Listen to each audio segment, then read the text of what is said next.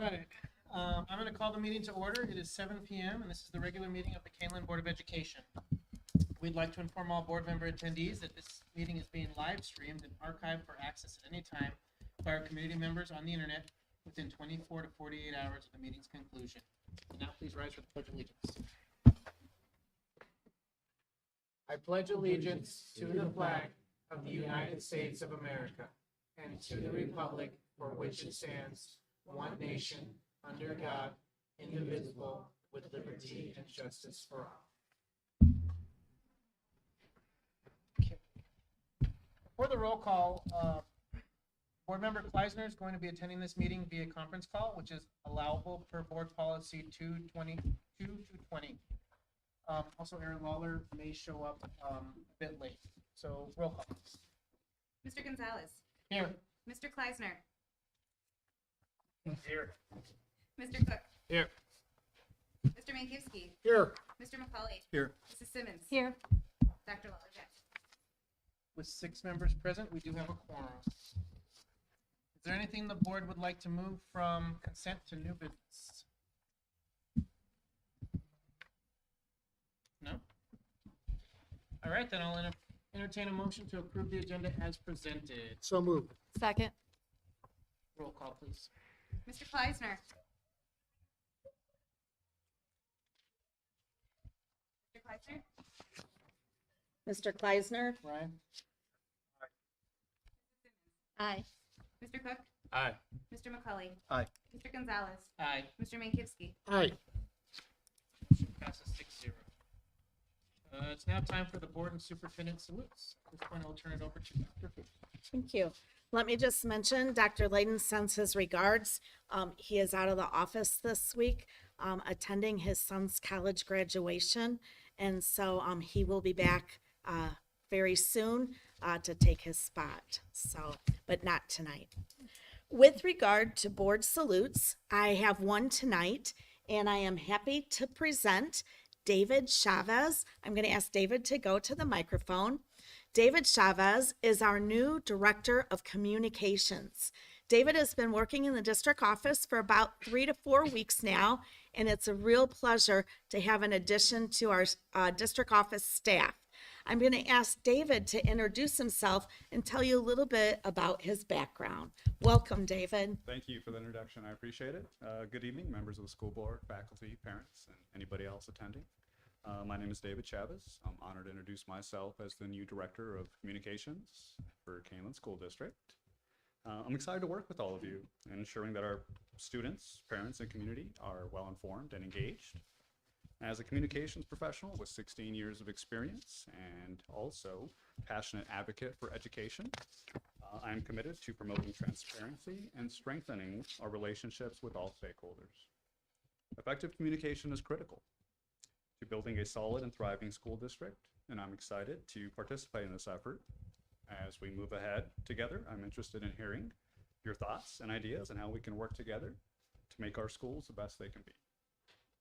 I look forward to collaborating with each of you and to shape the future of our district and empower our students and schools to be the best they can be. And I am looking forward to serving. Thank you. Thank you, David, and welcome to Kaneland. Board members, David will be joining us for all board meetings in order to learn more about how the board interacts and the work that they do. And so he will be a familiar face in our audience.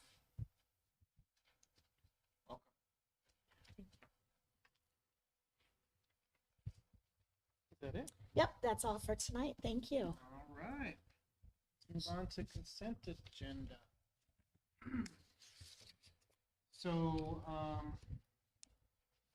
this point, we're going to be approving the following on the consent agenda. Action items are 1, approval of accounts payable and payroll for July 2023. 2, approval of the treasurer's report, June 2023. 3, approval of minutes of the June 26, 2023 regular meeting and the July 10th, 2023 special meeting. 4 is approval of personnel. 5, approval of destruction of audio recordings from closed session meetings from January 2022. 6, approval of post-issuance bonds of post-issuance bonds compliance reports. 7, approval of change order. And then the following informational items. 8, the Freedom of Information Act FOIA report. 9, professional development update. And 10, the employee position report.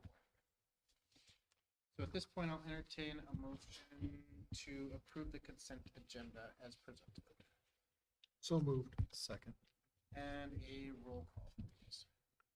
Mrs. Simmons. Aye. Mr. Cook. Aye. Mr. McCauley. Aye. Mr. Gonzalez. Aye. Mr. Mankowski. Aye. Mr. Kleisner. All right, passes 6-0. On to public comments. Do we have anyone signed up?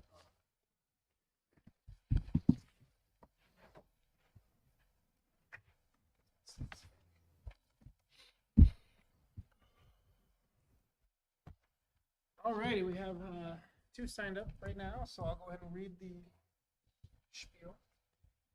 The board values public input to inform our decision-making, to provide information and insight into what is happening throughout the district. Board meetings are held to conduct the business of the Board of Education and are required by law to take place in public. However, they are not public forums. We use the public comment section as an opportunity to listen to our stakeholders. For that reason, the board does not enter into debate or respond to questions spontaneously or without proper investigation and deliberation. In most cases, concerns or questions requiring follow-up will be referred to the superintendent. If you choose to speak publicly, we ask that you do so at the microphone, state your name and village of residence or your association with us for the record. Please limit your comments to 3 minutes or less so that all who wish to speak may have that opportunity. Public comment is a maximum of 30 minutes with a 20-minute total length of time for any one subject. You are encouraged to seek private appointment to discuss matters concerning individual students or staff members. While public education can be an emotional issue, and understandably so, the board strives to maintain a certain level of decorum at the meeting. Those who speak are expected to maintain a tone of courtesy and civility.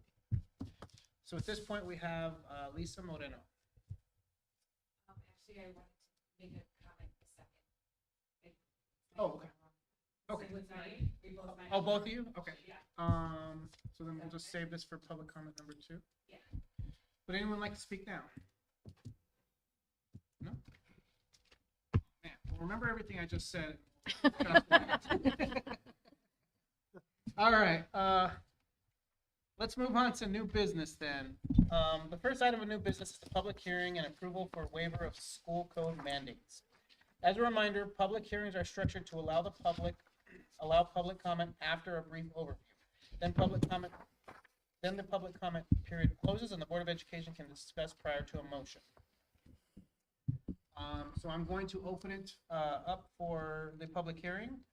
It is now 7:08 p.m. and I will officially open the public hearing on the waiver of school code mandates for Kaneland, CUSD number 302. Dr. Julianne Fuchs, would you please provide more information? Absolutely, thank you. Currently, school code says that school districts are required to have one full school improvement day and 2 half school improvement days. At Kaneland, for the past probably 10 or 15 years, 2 or 3 cycles of 5 years each, we have waived, or the board has waived the school code through this process. And what we do is we ask for 2 full day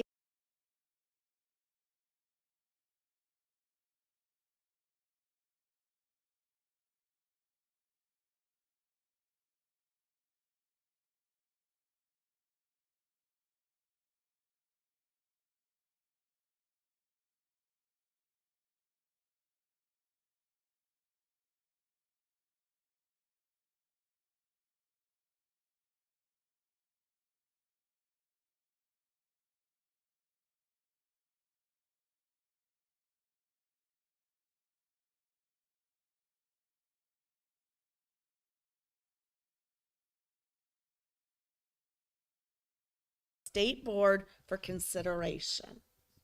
And I'm happy to answer any questions. So, Actually, public hearing first. You're right. Then the questions. Yep.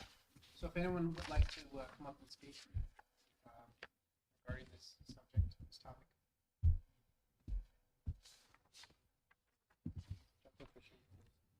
Yes.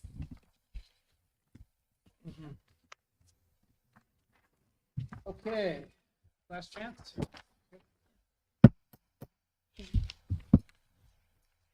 Hearing no further comments, I will close the public.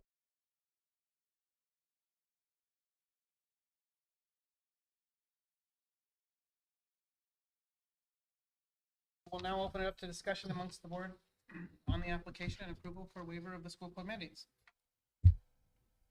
And just for informational purposes for families, this is in line with the unions, the teachers, the speak and all that too. Everybody is in agreement with this.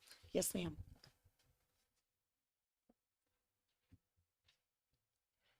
So are we seeking approval from the state Board of Education, or is this who Yes. provides the authority? Yep. So we will send our application to the Illinois State Board of Ed, ISB.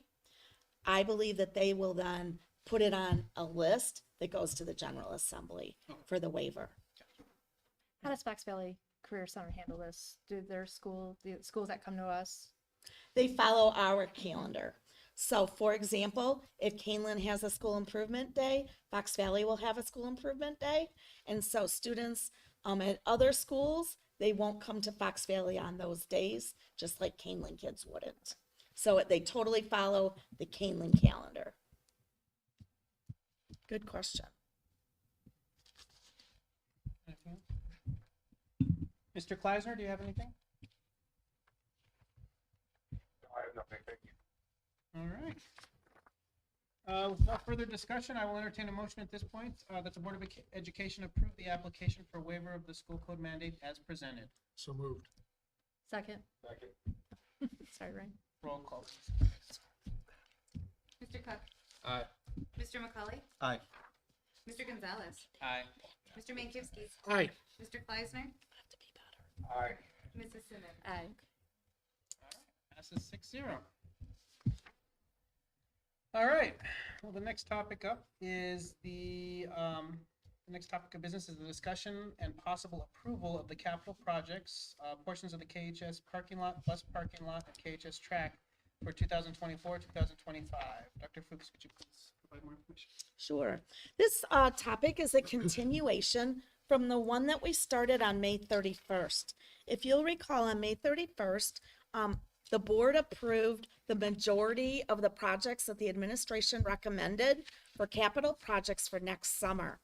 It's necessary to approve these as soon as possible, given the timing of supply chain and labor issues that we've recently had ever since COVID. But two projects remain outstanding that we wanted to give the board members an opportunity to further discuss. The first one was the parking lot at Kaneland High School.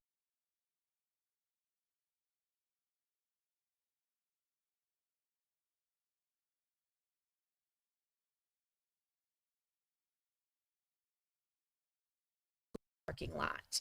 It is the school bus parking lot that's in the most need, but we keep a schedule of repairs and seal coating for all of our parking lots. And in summer of 24, that was what was earmarked to be completed at that.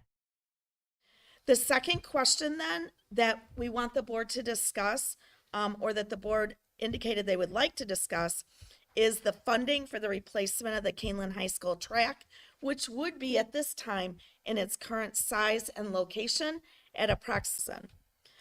There is no new information to share. I did put a few bullet points below to remind the board of some of the considerations. Additionally, the board has already approved for capital projects approximately $885,000. We won't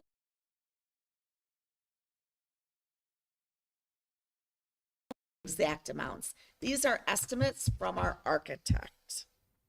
So at this time, I'm happy to answer any questions, or the board can continue their discussion in terms of what you would like to do with regard to these two remaining capital projects.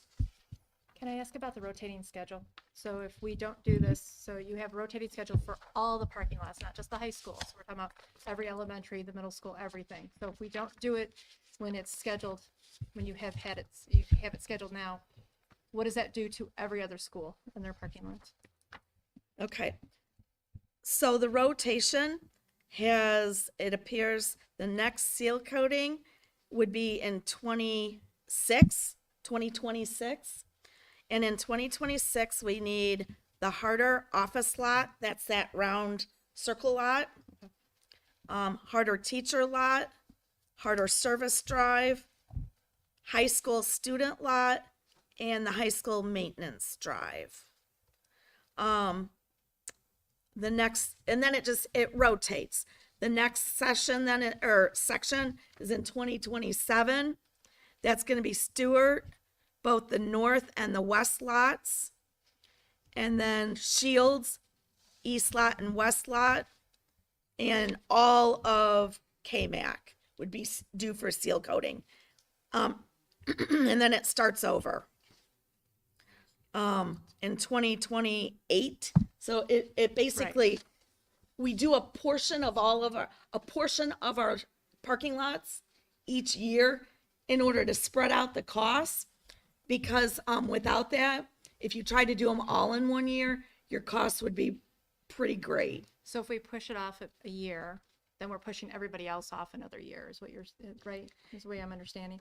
And so if we don't do that as it's scheduled now, we do something else like the track, then we're just pushing every other parking lot off by a year.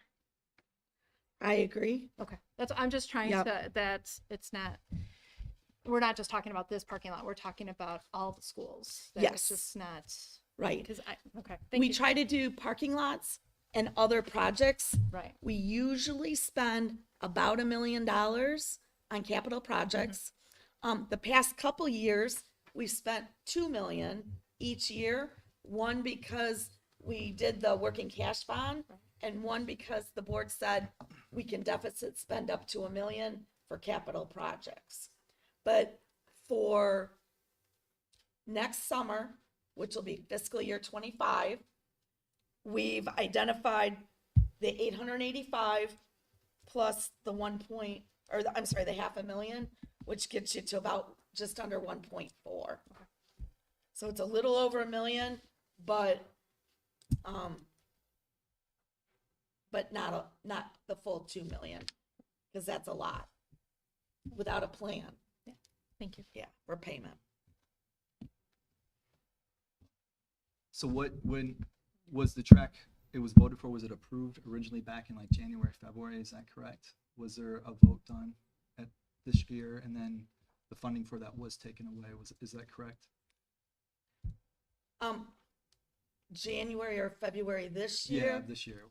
No, there was no vote at that time. Okay. The vote was, when would that have been? Well, in May. In May was when the vote was for these projects. A year ago, we voted to do the repairs that we're doing this summer, and those are being done. We're in the process. Okay. Yeah. Okay. From previous meetings, I heard I thought I heard differently. I thought there was a vote, and then the money got allocated for the theater lighting. Is that correct? Or that was something different. The theater lighting didn't come from the full replacement of the track. Okay. At no point we have ever, at this point, recommended that the track be completely replaced. We've been holding off as long as we can, but let me make a public statement to say the track needs to be replaced. There's no doubt in any of our minds it's time. However, we have a quandary. And the quandary is it's going to cost about $600,000. Again, we won't know exact until we bid the project. But in the meantime, we've had COVID, so that slowed down the process for master facility planning, because we started before COVID and then we had COVID. And so we want to wait, because we know that in the master facility plan, we have a new stadium that would include a new track. And so if the referendum would have passed, we would be working toward a new track with the new stadium. Unfortunately, that referendum failed.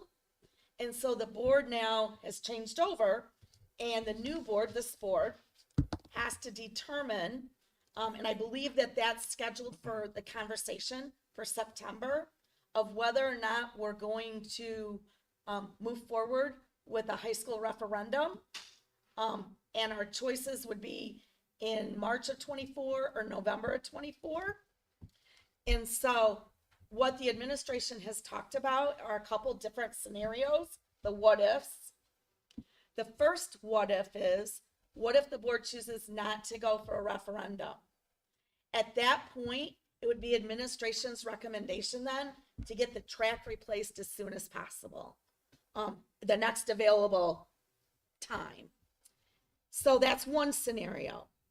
If the board chooses to go for a referendum, the administration recommendation, which is what you see today, is to hold off because the repairs that we've done this year should hold us for about 2 to 3 years, knowing that there may need to be some minor repairs in the future, next year and the year after, to hold us until we know, does that referendum pass or not?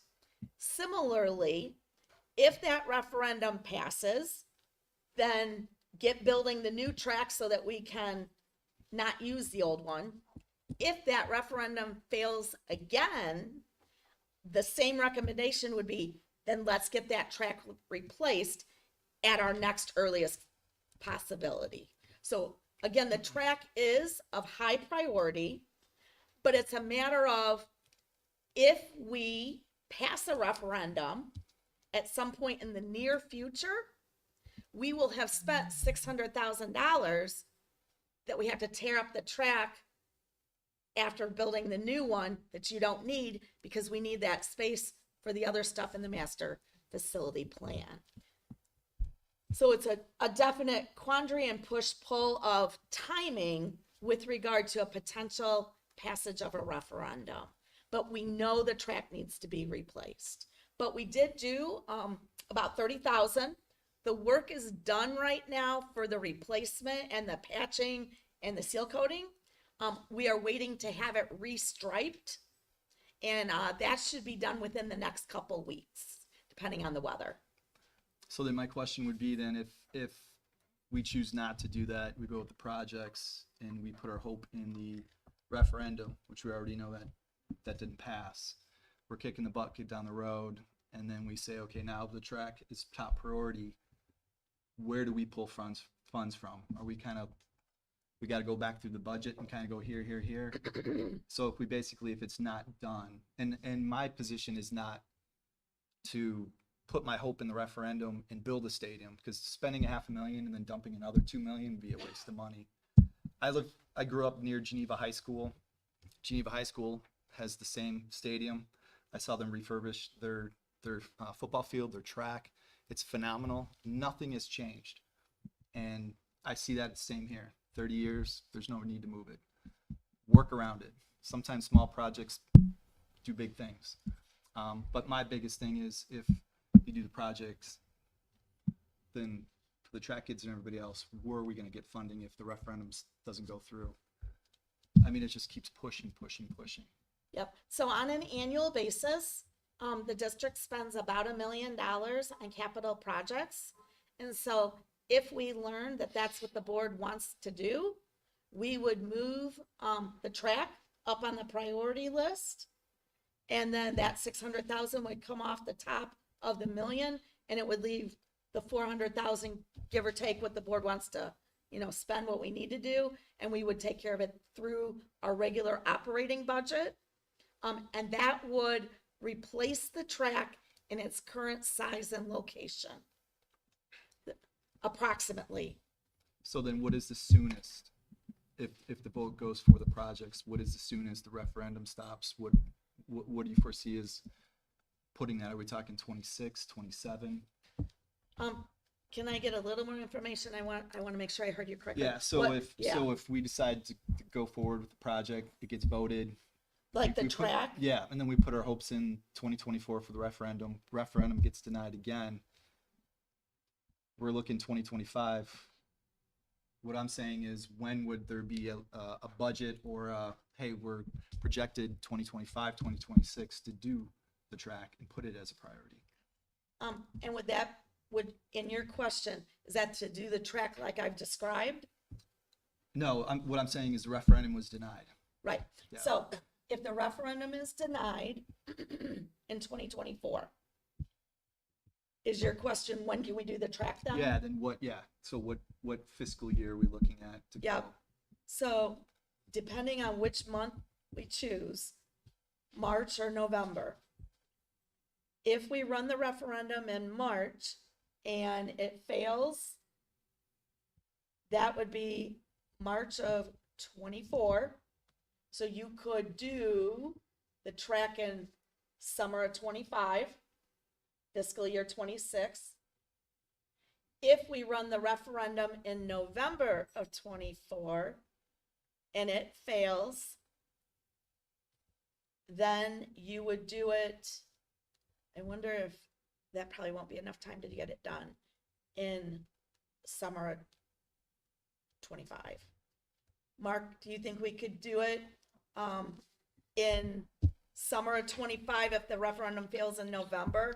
I mean, I think you could do a couple of things. I don't know if that'd be quite enough time to get Yeah. it done for summer of 25, but maybe you could do some pre-work with the architectural firm and the engineering firm, and you're investing a little bit of money that you may not need, but it would be an option to kind of accelerate that to get it done in 25 if the referendum were to fail.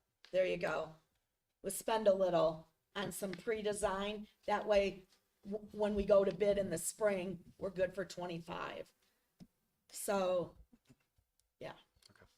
Hopefully that answers your question. Yeah. And the referendum is not gonna be the same as it was this time. No, I know Well, that, okay, because we just- know that was shot down. Yeah, well, I Yeah. just want to make Yeah. sure people Yeah. understand that too. Yeah, What we no, came out with, we're not just gonna go, hey, we're doing this again. We're gonna Yeah, no. have conversations and Yeah. change it up. So the amount and stuff like that. So to say, gonna have to to drop. assume that it's not gonna get passed, which I think we have a better voice nowadays of the community of what they do want and don't want. I think we have a better shot.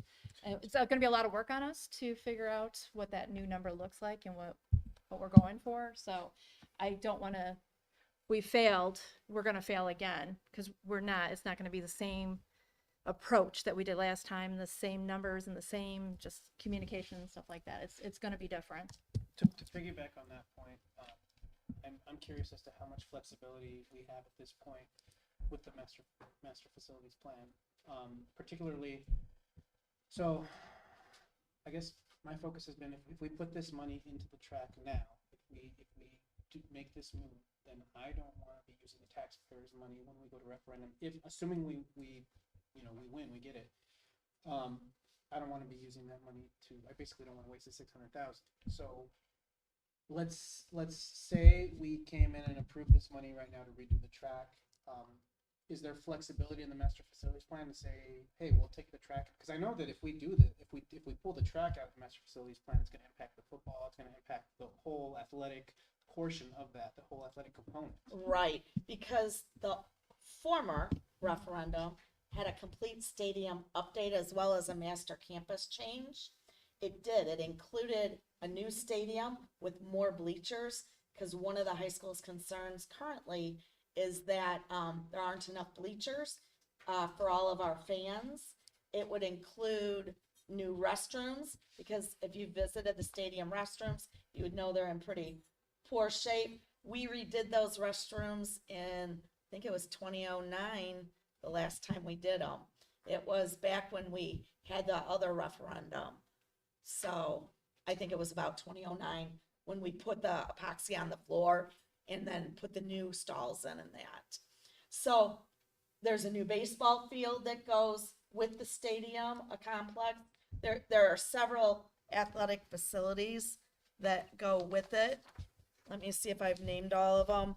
There's new tennis. There's a new transportation building because you relocated here at Harder.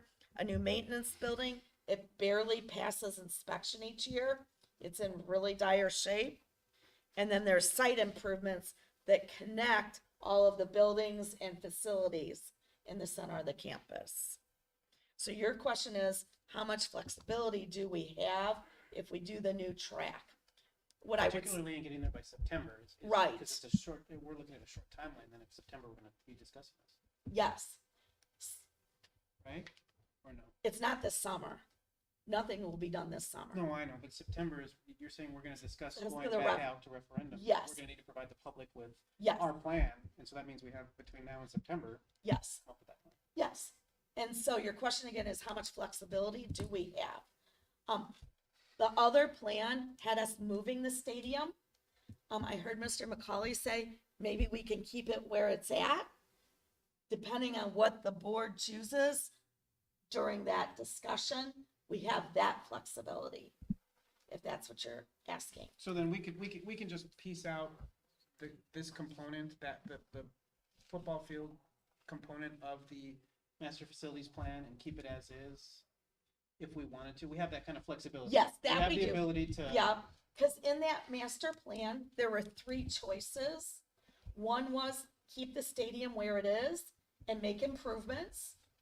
2 was move it out there by the water tower to the east and turn it.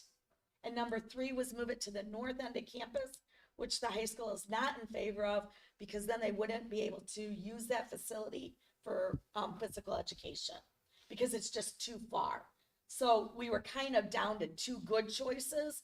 1, leave it where it is and improve that facility, or 2, move it, turn it, and build the stadium there.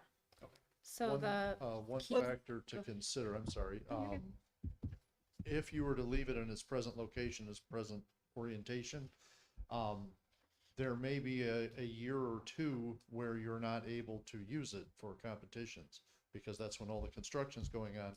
So you're gonna have to do, alternate locations for home games, or just not have home games, football, and track meets. So that is something to consider. It's not impossible to just rebuild the track in its current configuration and then build a new stadium around that, but it will, part of the nice part about moving it and turning it is, 1, it gets it in the orientation that the high school athletic department would like to see it. It's more standard. North-south orientation is more standard. And then 2, you're able to build that while still hosting home competitions for those couple of years while you're under construction. so actually that kind of, I want to piggyback on that too, is, so the one plan of keep it where it is, how much would it cost us? Because we would probably have to, it wasn't, that idea wasn't like, oh, we'll do the track and then we'll we'll do a new track, then we'll build around the new track. And so there's got to be some design changes or design. Is that going to cost us? Is somebody from like another contractor's going to have to come out and go, okay, great, you put in a new track. We didn't have that as initial in the first plan. So now we have to redesign this. So what does that cost? No, I mean, I think if we were to do that we would have the architect's assistance in making sure that all of those things are considered when they're designing, okay, maybe the track's a little bit more money now, to put a few pieces in place that they need for the new football stadium, new bleachers, all that kind of stuff. Once we do get to building the new stadium around the track, it would escalate the cost some, but not wasted money. It would be money that would be used, or not money, but infrastructure that would be used down the line when you build the new stadium. But this is also not the recommendation, the way it is right now is not the current recommendation of athletics. Correct. Okay. I'm speaking for Mr. Rollman, but I believe that's the case. And I would agree with what I think we know for that. If I'm reading the architect's plans correctly, that low range where you keep it in the same place, I believe your total for that is gonna be somewhere around 11 million. By the time you get new bleachers, new washrooms, new lights. And that would not be the expansion though, because it would stay the same size. So they I still, believe that the current location and configuration did not allow for expansion of the track. That's what I think too, because there's not enough room. Yeah. Okay, We don't have the width. And you Right. can't add on, so it's not like you can replace the 6 lane, right? 6 lanes now, 7 lanes? 7 lanes. 7 lanes, okay. And we want to get to 8 lanes so we can compete. So we can't, it's not feasible to build it out to the 7 lanes that it is now. And then when we start doing construction, add an 8th lane, right? No, the property's not wide enough is what the architect has indicated. So the only way we're ever going to get to an 8th lane is if we just rebuild the whole stadium in a different place. in a different place. Yes. Okay. The one thing that I think is important that we've learned recently is that the IHSA has made some concessions, and they will allow some of their tournaments to now be hosted on a 7-lane track. So that's really good. The way I understand it is because they can't get enough schools to host. So they've kind of walked it back a little bit. So if our track were in good shape, which our engineer has said there are no safety concerns following these repairs, we could actually host. So if you do 7 lanes, do you have enough room? Because I walked it. I know it's a hazard. Yeah, you Is there can't, enough room to, on the property that you move, that you would have a full 7? Elbow room not hitting the bleachers? Once you build out a new stadium. Yeah, but I'm Yeah. saying like the current one. If you're able to do a 7, is there enough property to push the bleachers back so you have a 7th lane with elbow room? You got like Yeah, 3 feet. I believe that that would be the goal if we were to build out a new stadium after a successful referendum. The bleachers would change to the point where they would be moved back so that we could ensure the safety of the students But I'm- running in that 7th lane. I just want to clarify, I'm talking about the old stadium. Okay. Yeah, The old stadium, the bleachers aren't gonna move. Oh, so they're stuck. Yeah. Okay, that's just what I want to clarify. and then the other thing is with that IHSA concession, we wouldn't be able to run hurdles in the 7th lane. We would only be able to run in it. You would still only be able to use 6 lanes for the hurdles. And you can't host with 6 lanes alone. Well, I think we can, I understand you can't, Yeah. you just have to run more heats. right? So based on what we've recently learned, because IHSA needs people to host. But does that need to host more downstate than here? Because I feel like here we have the opportunity of bigger schools. I feel like that's more concession that you have to downstate schools. I think it depends on the size of the class that you're in. And so up here, the bigger schools that you have are in a different class. So yeah, they can run their state track meets in the bigger schools, but they're in a different class than Kaneland. Correct. Yeah. So, but the concessions are still for IHSA. I believe we Can't run in host. the highest class, Okay. if that is correct. Yeah, We are. we are in the highest class. Okay. I was just- Okay, we have seal coating planned for some parking lots we just replaced, correct? Not until Hold, 2027. okay, but Yeah, 2027 is when Is- those are. And they were replaced in 2023, so This year- 4 years. this year. And it would just be seal coating. Well, it's Just- more crack filling, Yeah. seal coating and striping. We just lump it under the term seal coating, but the critical thing there is the crack filling. And usually by 4 years, you need but- restripe. okay, okay, it just seemed really soon for some. So going back to the project that we would be foregoing in lieu of this track, the bus parking lot, the high school parking lots, what does that look like for usage of those lots? If let's say we took this money, we said, "No, we're not gonna do this lot, what does the usage look like on those lots? Can they still continue? It's just gonna be harder on the buses, it's gonna be, students are gonna, be a little more bumpy, or how's it? Sure. So the south lot is the front lot of the high school, so that's where the staff park. I'll defer to Mark in just 1 second for your opinion. The west lot is where another portion of staff park, but it's truly and both of those are just some small crack filling. No, And- there's some significant patching that needs to On be those done. two Yeah, lots as well? correct. Okay, I mean, those lots are 20 years old, so they're not, it's not, okay, but it's truly the bus lot that's of the most concern.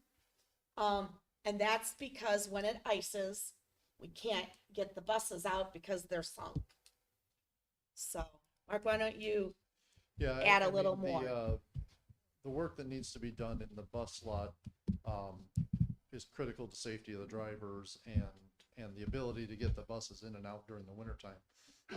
Because they have sunk significantly under the wheels, where all the weight sits, throughout the year. But then there's also, significant patching that has to happen in the, west and south lots at the high school.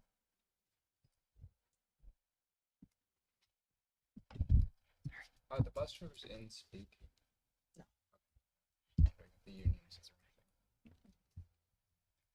Mr. Gleiser, do you have anything to add at this point? Well, the only thing that I wanted to touch on was redoing it right now is not going to actually help with the expansion of the lane. It's not going to help with some of the things that kept being brought up during the public forum.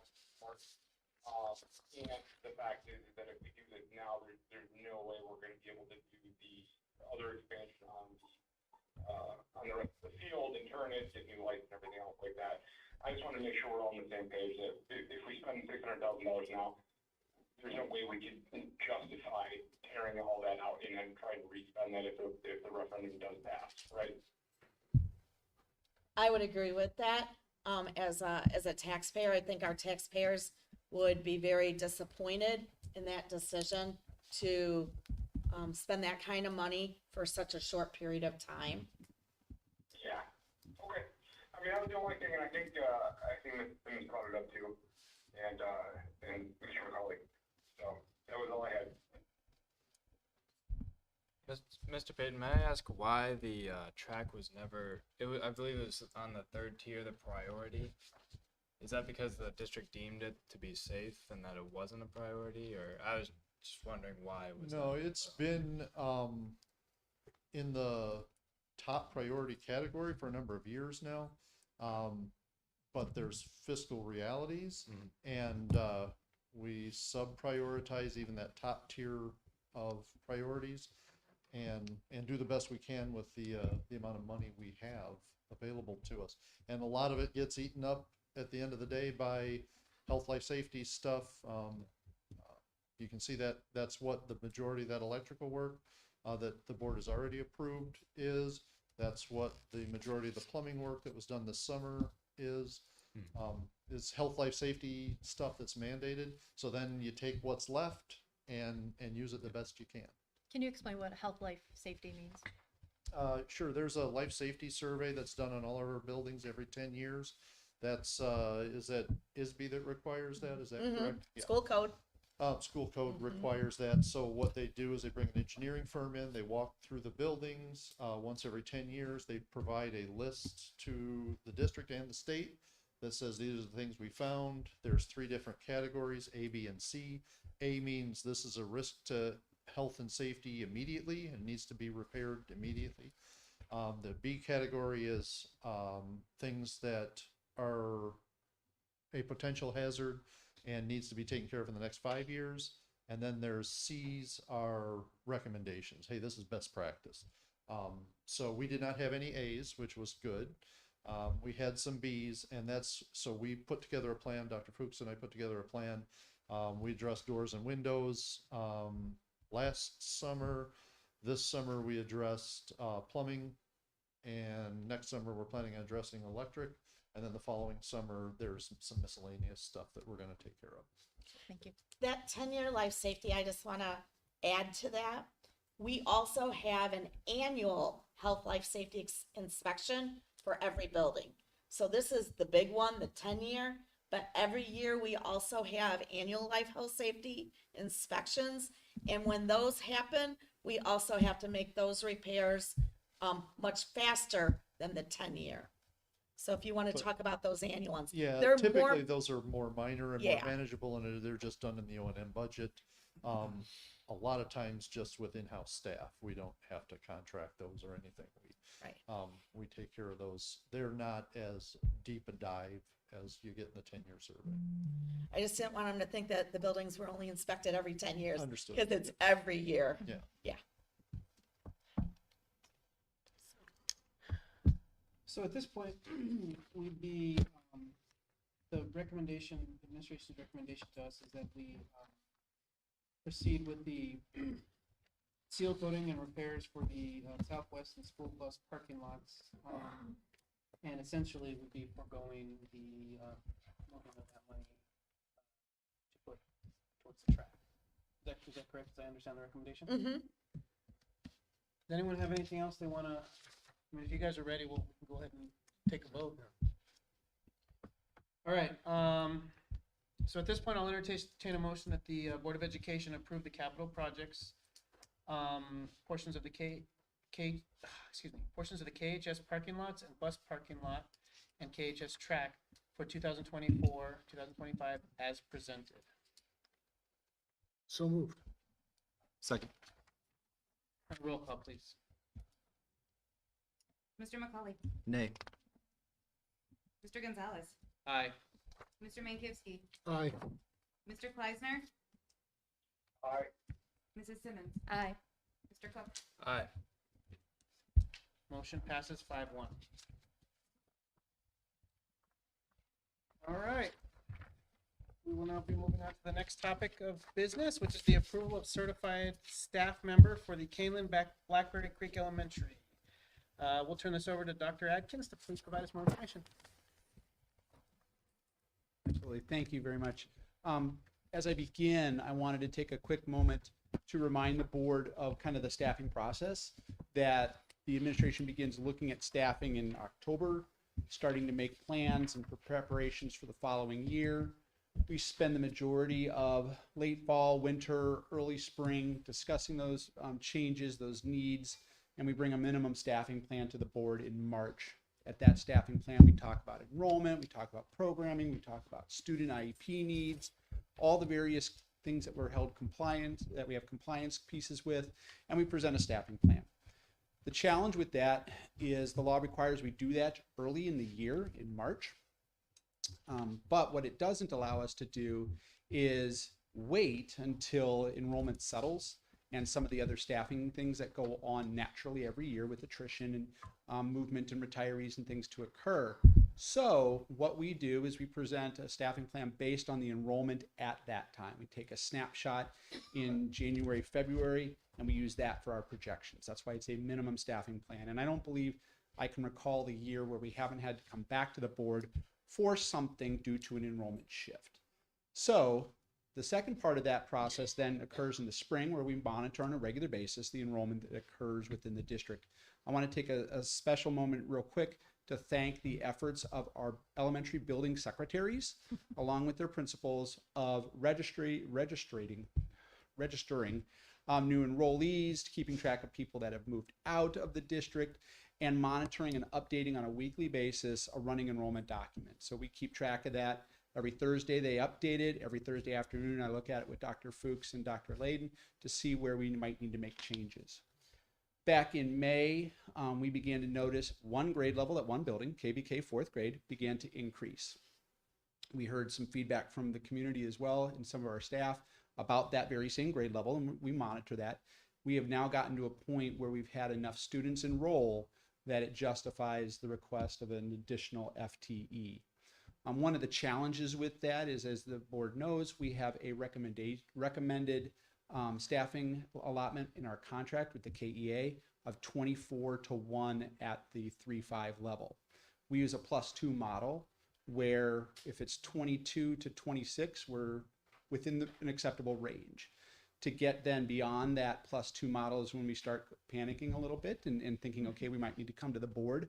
The challenge for us, though, is the actual swing between another section is more than just 2 or 3 kids.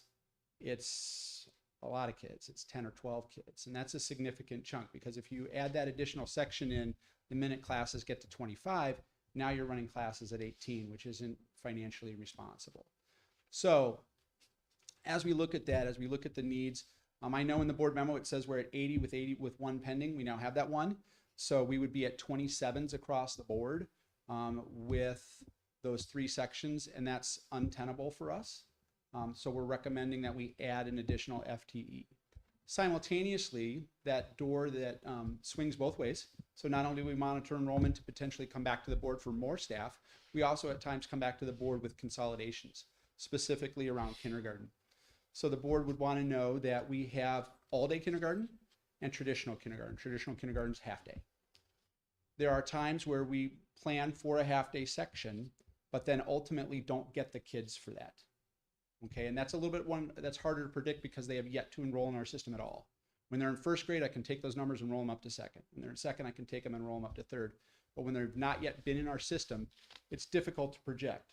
And so we had projected a half-day section at Blackberry Creek. We did not get the students, so our common practice is to take those students and put them into the full-day sections.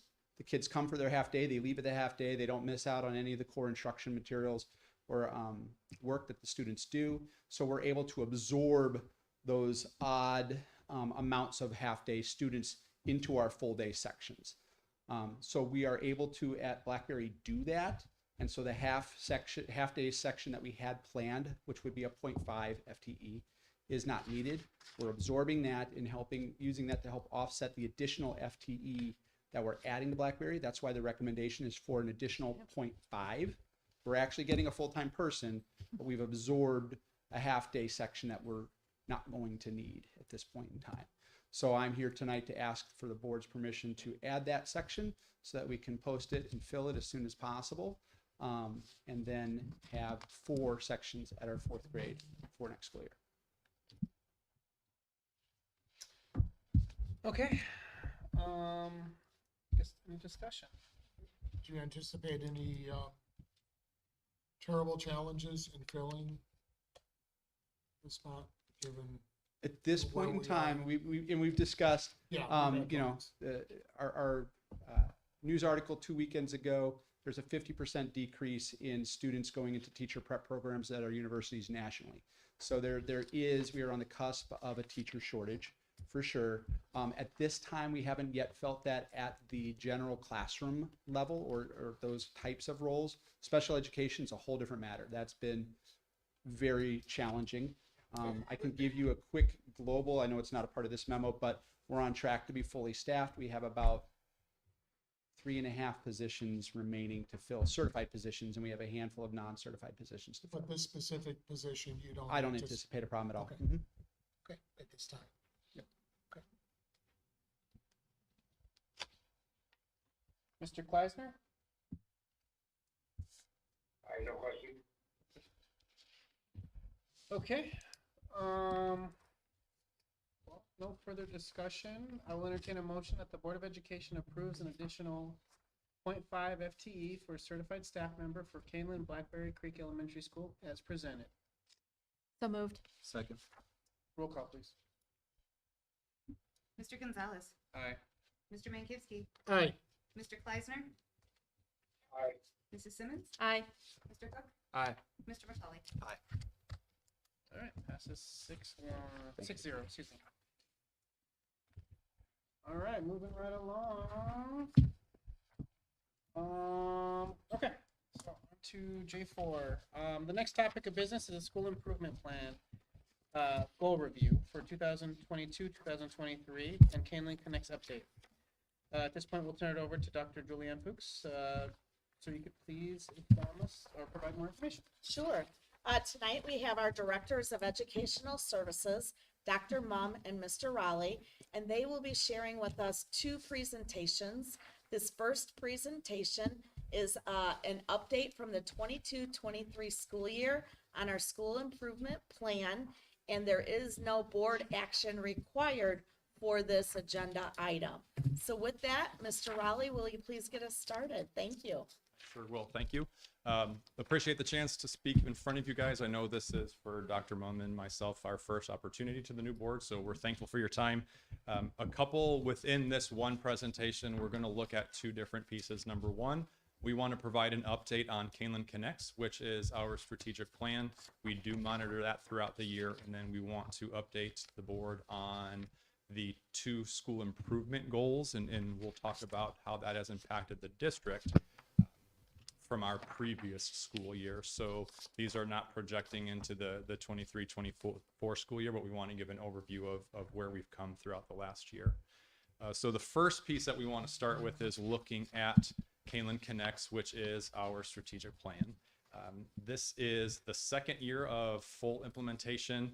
We started this 2019, 2020 with a group that was comprised of middle school. I believe there was middle school representation, high school students, parents, staff members, administrators, community members, board members. We reached out and we had representatives from Northern Illinois University and Waubonsie Community College that were part of that team as well. The final steps, I think our last meeting was interrupted with that final quarter shutdown of starting in March of 2020. So we persevered through the next year to finalize that plan. And like I said, this past school year was our second year of having that fully implemented. Through that work, we settled on 5 different commitments. We do use their acronyms and their abbreviations often, so just wanted to take a minute to walk through those. The first commitment is the multi-tiered systems of support. You may hear the term MTSS often. If you're familiar with response to intervention and RTI, multi-tiered systems support are the next iteration of that. And this really looks at how do we use data to look and intervene with students to close gaps. Response to intervention, or RTI, did that mostly academically and through remediation. What multi-tiered systems support, or MTSS, has done, it looks at both the remedial side of that and the acceleration side, and it looks at academic performance as well as behavioral and social emotional. So we tend to talk about a pyramid often internally, and MTSS kind of flips that on the side. It looks at a diamond to go with both remediation and acceleration. One-to-one learning was our second commitment. That is, I think we're about 5 years now where our students have had access to Chromebooks in 4th through 12th grade. They get to take them home and use them to bring learning alive at home. We've actually been able to provide those to our 2nd through 12th grade students where they have ability to take those home. And then our kindergarten and 1st grade students do have access to iPads, just developmentally a little bit more appropriate. Those do stay here in the schools. But our one-to-one learning is how we're using technology as an instructional source to enhance the learning for our students. We have a focus of a third commitment of standards-based grading. That has been done in bits and pieces in the district for about 16, 17 years, almost entirely at the elementary level. We have looked at that transition to the middle school and high school and what that looks like from a reporting system. Partnered with that, but not necessarily the same thing, is proficiency-based progress. That looks at students transitioning through standards once they demonstrate mastery and proficiency. So not necessarily transactional or point accumulation, but really demonstration of skills that are related to specific standards. The proficiency based outlines what that looks like. It's a step in clarity for our students, and an accountability piece to our students and our teachers. And then our 5th commitment is social emotional learning. It's an acronym of SEL. That really looks at how our students and our staff responds to more of that behavioral emotional side that is often tied to learning. And we do have very specific plans in our strategic plan that we do celebrate, because that social emotional learning is not only exclusive to our students, it's for our staff, it's for our community. So it's a variety of intervening with students on a day-to-day basis, but also making sure that our staff is aware, or excuse me, our community is aware of resources that we can partner with. So those are our 5 commitments. Each year, We've had commitment teams, individual commitment teams for each one of those that met anywhere from 2 to 4 times. They took a look at our action plans that are found in our strategic plan. We monitor those, we look for evidence, and a few different groups look at those, our educator advisory committees, our leadership teams, our administrative leadership teams, and then again, those individual commitment teams. And we can talk, we're trying to revamp those a little bit to get more voices on those. Those evaluations, that citing of that evidence, we then go and color code that to make it as easy as possible for all stakeholders to track what that progress looks like. All of this can be viewed on our website. I believe there's a scrolling banner. If not, you can search for it. You can search for the strategic plan icon, which is our graduate profile. Shout out to, we did have 2 Kaneland students that went through a couple different iterations and designed that profile itself. The colors that you'll see one of 3. They're either green, yellow, or red, pretty universal. What those mean, if you see an action statement that is highlighted in green, this is present practice in all of our schools by the vast majority of our staff and our students. If you see an action statement that is colored in yellow, it means a couple different things. Number one, if we're looking globally, it's in progress, or it may mean that certain groups are accelerating and are proficient in that, and others may not. They may not live in that realm on a day-to-day basis. An example I will give for that is understanding of counseling and resource centers. Our counselors, our social workers, they're very, very knowledgeable about that, and we want to increase that knowledge. So you may see that as something that is yellow. And then red is that it's not evident in our schools. We do have an outline that goes through the 25-26 school year. We do progress monitor that each year, and we'll take a look at where we're at with each of those commitments, but happy to share out that we are right where we should be when we're looking at about a 4 or 5 year rollout once we got the plan up and running. So looking at that, this slide, it gives the color coding for where we are at based on all 5 of our commitments. Looking at that first one with multi-tiered systems of support, or MTSS, when we look holistically as a district, we're right at about that red to yellow. And that looks at some new staff that's been incorporated. It's looking at revamping some of our norms and our systems for MTSS. We do have a district-wide committee that is finished. This past school year was their 2nd year in developing a handbook, in really implementing those MTSS changes at each individual school. Our one-to-one learning is the only one of those 5 where we have found significant evidence to show that we are proficient in those action plans. For a couple different reasons. Initially, when we looked at this was really, COVID was a catalyst for this. We were at home, we had to rely on our technology. Coming out of that, once we've been back in school, we do have a lot of instructional practices that utilize technology to connect our students to the outside world, whether that's virtual field trips, whether that's Skyping with other schools, districts across the state. It might be bringing in expert speakers into the classroom where before we may not have been able to set that up to actually have them here, but really using one-to-one learning to revamp our learning opportunities. The next 3 with proficiency-based progress, standards-based grading, and social emotional learning, those are all in the approaching phase. So again, at the Kaneland Meredith Academic Center, we do have every one of these action statements individually posted on a wall. We go through in every single building and department, highlights where we think we are at, and we share out what that evidence is to indicate which color it is. And then we look at what those action plans look like for the next year to help gauge the color that we are indicating. Some updates coming out of those teams. Number one, I will give a plug. We are trying to condense 5 teams to one larger team. We are always looking for voices from our community, from our parents, from our students, from our staff members, from our board members to be parts of those. We're looking at 3 meetings starting in September 19th. If you're putting me on the spot, it's mid to later September. where we will get together to look at the process, the action plans, and what our goals are going to be for the year.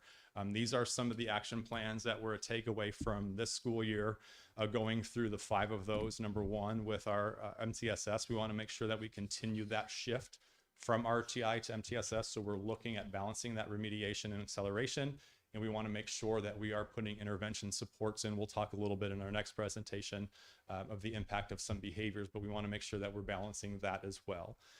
We know that an effective way to do that is through co-teaching. So we do provide co-teaching training to our teachers. Co-teaching is when there are 2 teachers that are in a classroom using specific co-teaching strategies to best meet the needs of our students. We did see an increase in students that were served through MTSS. And what I mean by served, that could be a couple different things. Most notably, it is having an MTSS interventionist, a second teacher that is pushing in. So they're in that classroom, let's say a math teacher's classroom. So there are 2 teachers in there that are working with smaller groups of students on very specific interventions, personalized interventions for our students. Our post data, so the data that we took at the end of the year, is starting to show that students that are in that setting are starting to achieve a little bit more higher rates in the areas of math and reading. So we're encouraged that we're seeing that data. We want to make sure that we're focusing on those areas moving forward holistically as a district K-12. For one-to-one learning, while our action plan of our strategic plan has been very successful, we'll talk in a second when that looks at our school improvement plans. Our school improvement plans, this was the one commitment where we did not meet our expectations, and that is due to the reason for SAMR. So SAMR is another acronym in the educational world. It stands for substitution, augmentation, modification, redefinition. Substitution, a brief overview, if I'm doing math facts, the S level, that substitution level, would rather than having paper flashcards, I might substitute an app on my iPad to do flashcards or work on my math facts. Redefinition is when you're taking the application of that skill and you're providing a new learning opportunity that would not be available to a student if they did not have that technology tool. So that SAMR is a continuum from that very low level introduction of technology to truly redefining what those learning opportunities look like. The way that plan was written, we had very specific language tied to SAMR. And the reflection of that commitment team was that was not the intent of that goal. Our goal is not to get kids to memorize definitions. Our goal is to get them to use technology to transform their learning. So we've tweaked that action plan. So we'll talk a little bit. You'll see one of those is highlighted red. That was really due specifically to that language piece. So we're really focusing on students selecting the appropriate technology learning tools to help continue to bring their education to life. For proficiency-based progress, or PBP, we are looking at feedback cycles using our proficiency tables. Our proficiency tables are written by groups of teachers, and that feedback cycle is something that we've done extensive work with over the last year and a half. In feedback cycles, truly, when we look at our data here and when you look at educational research, feedback cycles is the heart and soul of learning. It is when a teacher and a student, or a teacher and a learning partner, can start to look at data. They can start to co-create some reflection, some action plans, and drive their next steps of learning. So there is a prescribed model that we have through that, and all of our teachers have gone through training in that over the last 2 years. So we want to continue to see those small group or individual feedback cycles happening, directly linked to our proficiency tables. Our proficiency tables are a table where we have an expectation, we call them a reported standard, and then it highlights what it looks like to be proficient, it highlights what it looks like to be approaching proficient, so a student and teacher can look and say, okay, I'm approaching proficient in this specific standard. Here are the things or the evidence that I could show to demonstrate my proficiency. So we want to make sure that we're continue to be aligned to those. Standards-based grading, we are constantly looking at this from a district perspective. I know that there is a highlight at the middle school and high school level, as it is newer, and it's been newer over the last couple of years. We are constantly looking at this. I had a meeting today with Dr. Horn and our new administrative team at the high school to look at what an improved and consistent conversion chart looks like at the high school to help with clarity of expectations, to help with equitability for opportunities for grading, to help with clear and consistent communication. And that is going to be aligned to that next part there when we have new report cards with a number system through K-12. We want to make sure that these changes streamline communication when we talk about final grade reporting for our community. That last piece, that social emotional learning, our SEL commitment goal, all three of those blocked really talk about specific time that we have to connect with our students. We know that when we look at equity practices, when we look at social emotional practices, and all of those things do have an impact on our academic success.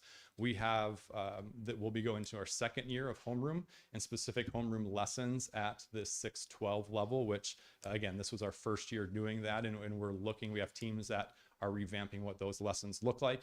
In particular, those second step lessons that is being added into our K-8 grade spans. And that is a written curriculum. It's an evidence-based, research-backed curriculum that supports social emotional growth. And then similar to, because they don't have class periods, our elementary K-5 is looking at an SEL block time. Those things, Dr. Mumm is going to talk to you a little bit about our SEL SIP goal and some of the terminology that comes with that and some of the focus of that SEL commitment team. But those are takeaways from our action plans are highlighted there. Can I ask a quick question? Yes, sir. Just while I'm remembering, because I know there's questions at the end. But, so if I look at like PVP, proficiency-based progress, and then I look at standards-based grading, it seems like the two go hand in hand. Yes. Right? Because standards-based grading is based off the proficiency of the student in any given subject. Do they ever act independent? Like if we were on the old, I'll just refer to it as the old grading system, Sure. or the traditional grading system. I mean, would we still see this, be able to implement this proficiency-based progress, or do they work hand in hand with those two components? They work very closely hand in hand together. Truly, SBG is the reporting system of those grades. You will hear often or read about standards-based learning that is directly connected to standards-based grading. Our strategic plan looks at aligning that grading system. The experience of our students were at the elementary level, their report cards had specific standards, and they were, I think, 3 or 4 pages long. And there was a letter associated to that of beginning, developing, progressing, and secure. And then there was a narrative that went with that. When they went to the middle school and the high school, the standards weren't spelled out. It was by content area and it was given a letter grade. So we wanted to streamline what that reporting system looks like. The proficiency-based piece tied to that is it could be done, but it becomes incredibly difficult in the sense that when I'm working with a student in that feedback cycle, I want to be able to help co-construct what those next steps in learning look like. And in this case, we have 4 steps. I can give you some evidence, some takeaways, some things that you can try to go from a 3 to a 4. If we had this truly in a traditional sense, I would need essentially, you could have up to 100 if a student wanted to know, how do I go from a 97 to a 98 or an 89 to a 90? And not necessarily, we don't associate points to this where we'd say, well, you need to retake this test and average a 87%.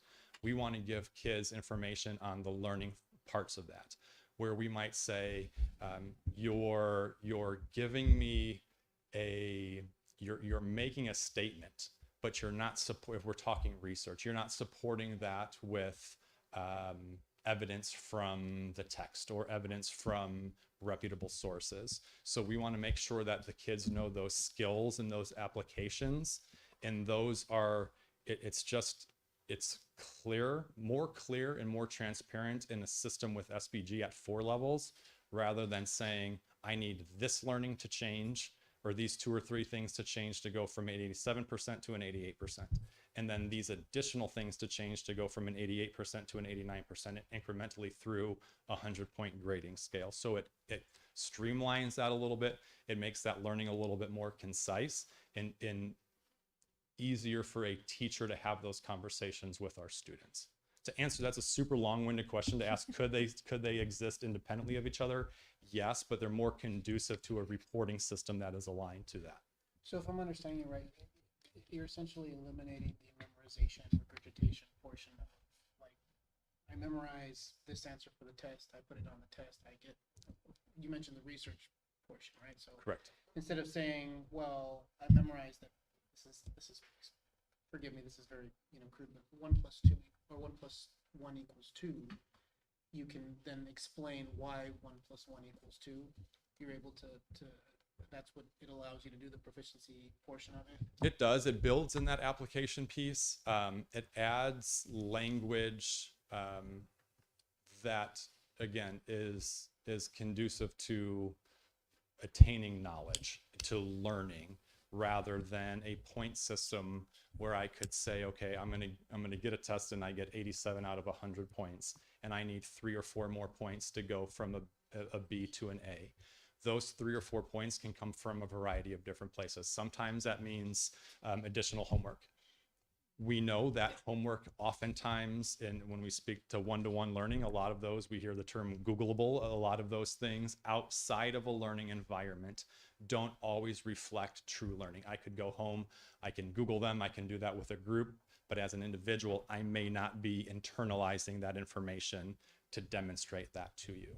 It could come from extra credit, and there's a plethora of research that shows that extra credit is not conducive to learning and internalizing that information. So it eliminates that transactional grading of point accumulation and truly lays out what that learning should look like, and to your point, how students can then go and demonstrate that. Thank you. You're welcome. Any other questions? That wraps up the strategic plan part of this. If there aren't any other questions, we'll start to break down our 2 school improvement goals, but happy to entertain any questions that may be out there still. So the feedback, going back to the PBP, how often are the teachers getting back to students? What's the requirement?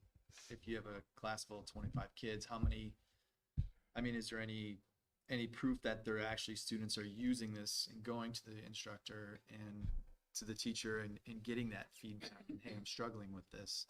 Is it just kind of like if the student feels like it, or is the teacher obligated to give X amount of time during the week or during a day, or how does that work out? Sure. Great question.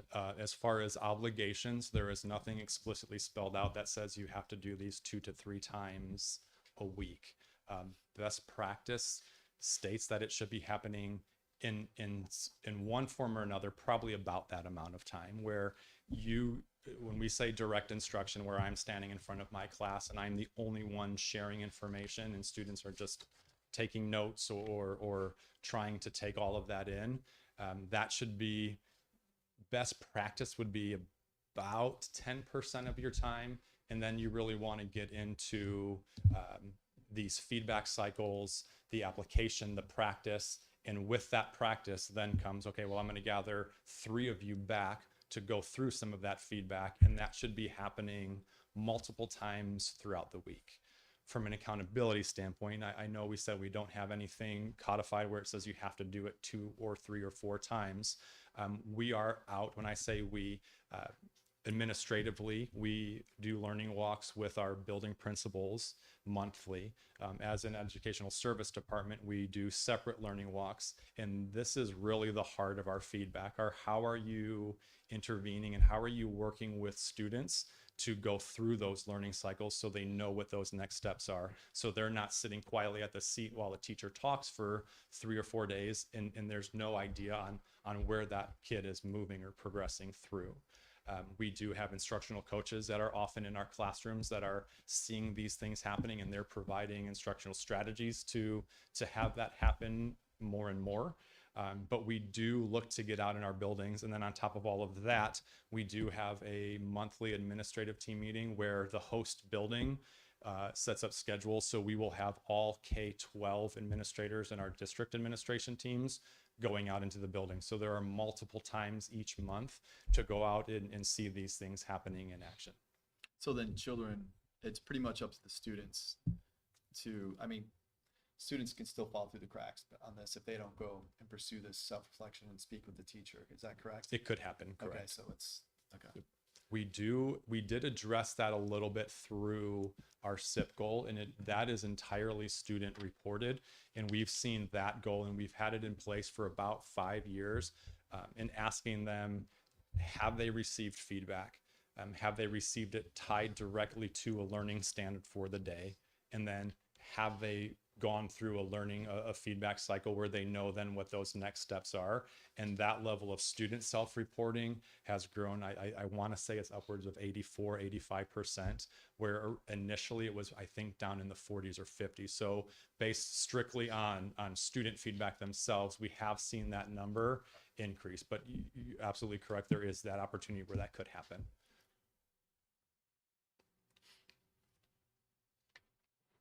All right, thank you. We will then transition into our next section of this presentation is our school improvement goals.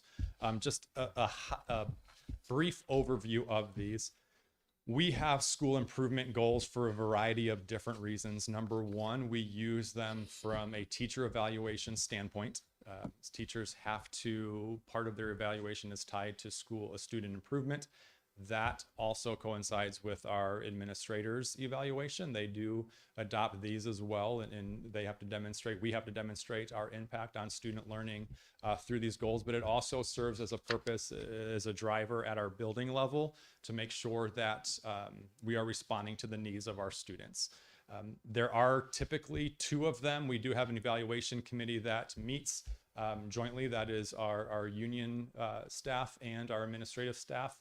They collectively have drafted an evaluation plan. I know that they go through that and they're constantly assessing that and looking at that.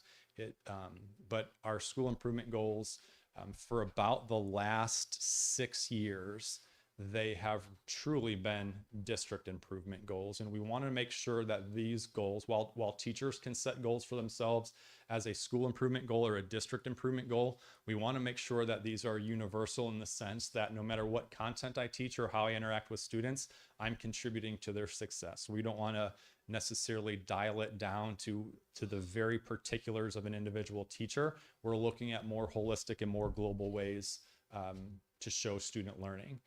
Because we have been so tied to our last few strategic plans, and most of our district decisions have been funneled through our strategic plan. Our 2 SIP goals this year, number 1 looks at Kaneland Connects and our students' understanding of that. We'll talk a little bit about our action plans, but the final level of proficiency is students demonstrating their understanding of those. And you can look there at the bottom, a couple ways that those SIP goals support Kaneland Connects. Understanding instruction, understanding clarity from a student perspective, understanding the I can statements on a day. Those are teachers telling you what you're going to be learning. Hopefully there's no surprise. Reflecting on our use of technology. That's a valuable resource that our students have. And then looking at the impact that co-teaching has through that intervention model, through multi-tiered systems of support, and the implementation of social emotional learning in our homerooms. This process reflects this past school year. Dr. Mumm will share with you a very similar process that looks at what we will be sharing with the board in future meetings to come. All of those really look at from the initial drafting that happened last summer to the implementation this year, and then finally our wrap up and our reflection of those goals from the previous school years. A couple things to highlight here. If you look at the heart of this cycle is really kind of that October, November-ish through February, due to some of the laws on when we need to inform teachers and when we need to inform administrators of their evaluation. Usually that final data collection for a school improvement goal comes around the early February timeline, again, just based on the calendar and which we need to finalize our summative evaluations. But really, so looking in that time span, a couple things to highlight. Again, just from an accountability standpoint, we are constantly looking for ways for administrators to get out into the classes, to serve as instructional leaders, to make sure that these things our plans, our initiatives are coming to fruition, and to know how we can best support our staff.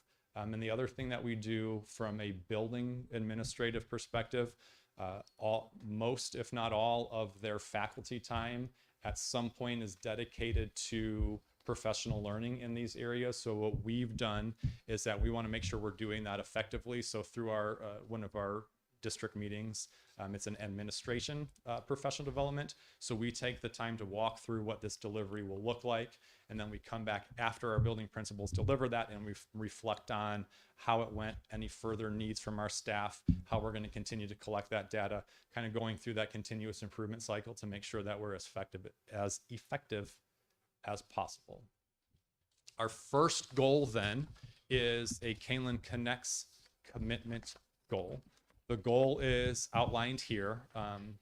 Important to know about school improvement goals. They have to be directly tied per law to student growth. So it can't be an attainment goal. And what I mean by that is to say our students will be able to do X, Y, or Z at the end of the school year. We need some kind of baseline data in the beginning of the year. We need to implement our plans, our action plans, and then we take some kind of post-assessment or data collection at that February time, because we need to show truly that growth piece. Through the Kaneland Connects, our students are given a survey that is either done electronically through some of that SEL time or homeroom time.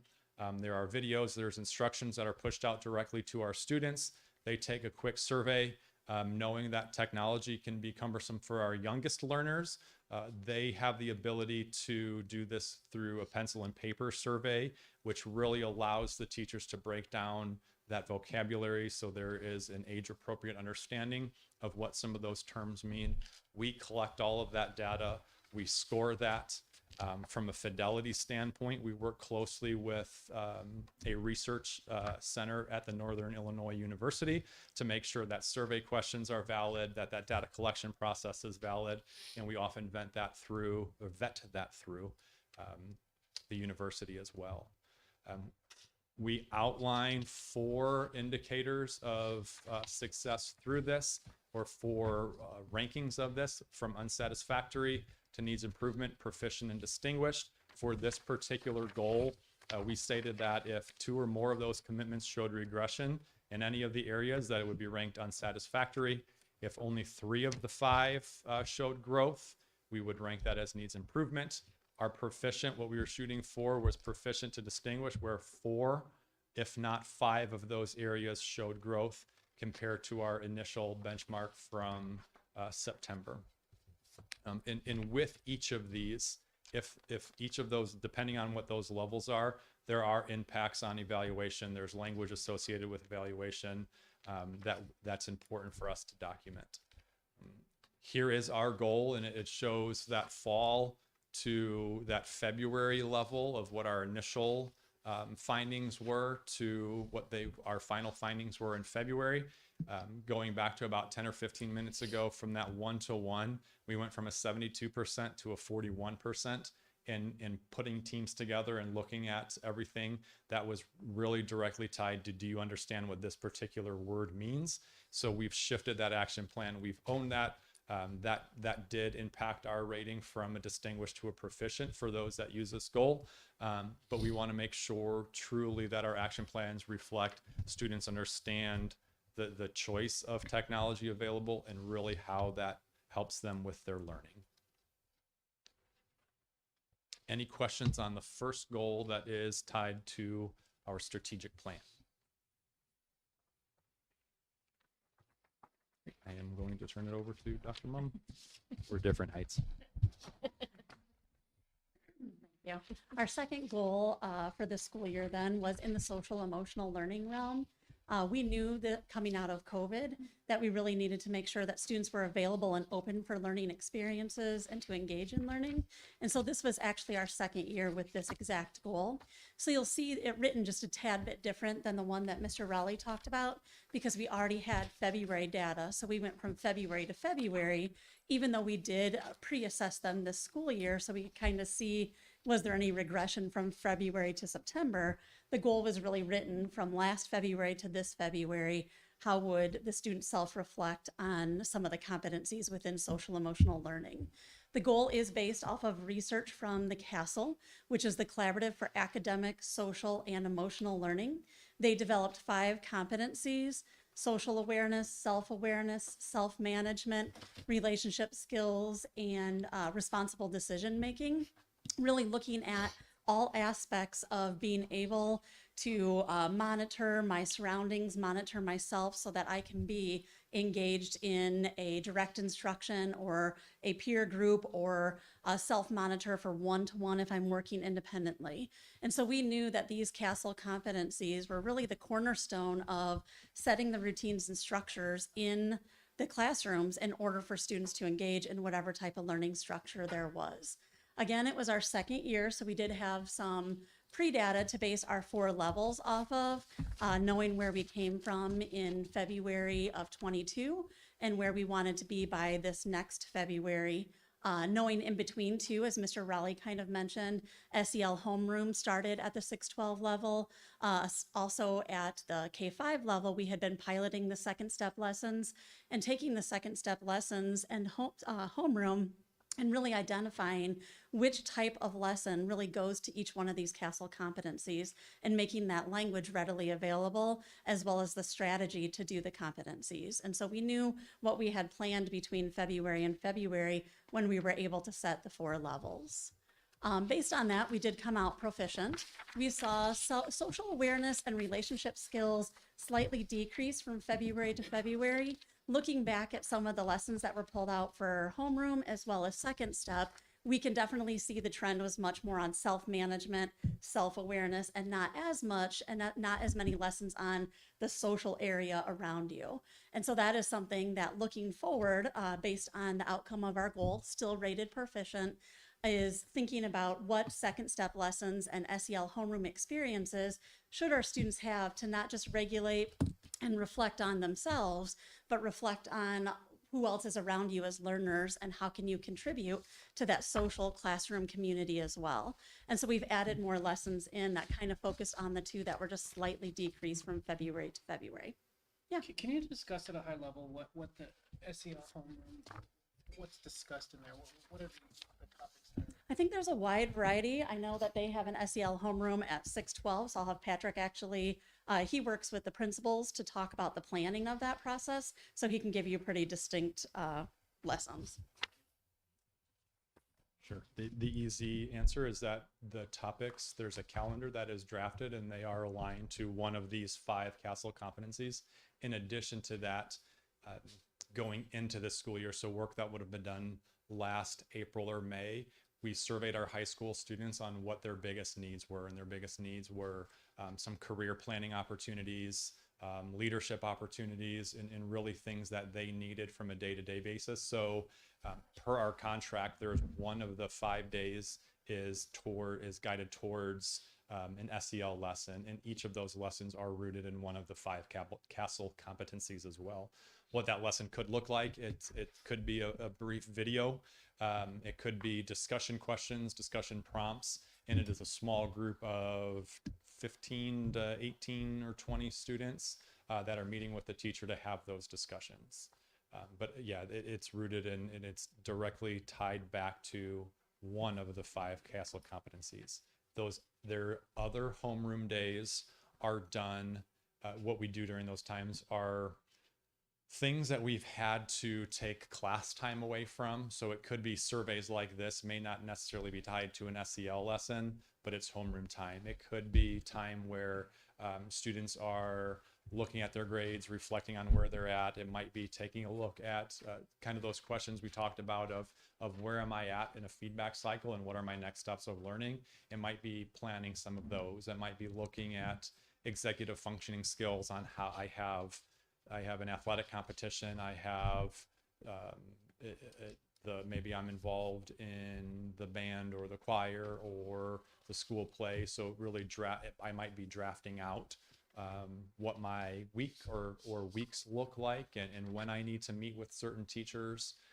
It might be videos that we need to show when we are doing there's a celebration of colleges, when we're talking about the PSATs and SATs, when we're talking about a variety of different things, homecoming announcements. So most of those days are tied to that. the contractual SEL lesson is tied to a CASEL competency. They're almost entirely conversation-based and discussion-based. I just bring it up because I know that there's been talk, and it's not a reflection of my opinion, but there's concerns that there are potentially certain political concepts that are introduced or sensitive topics that are brought up in the SEL environment. And I guess I just want to get an understanding of how we can ensure that the information that's provided to the kids is transparent to the parents. What we see what's going on, we see what they're learning, we see because everything you described seems to me important to the child, and I understand that there's an emotional component that we maybe didn't see in prior years when I was coming through school. So I feel that it's important, but I know that there's concern that it's also a backdoor channel to implement certain topics that could potentially be sensitive for some parents in the district. Sure. It could happen. It's not designed that way. And when I say it could happen is that our teachers have the autonomy to have a conversation on social awareness with their students.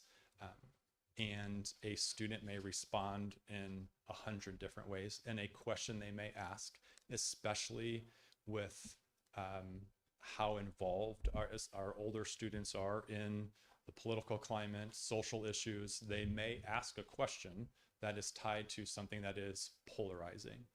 Our teachers can do a couple different things.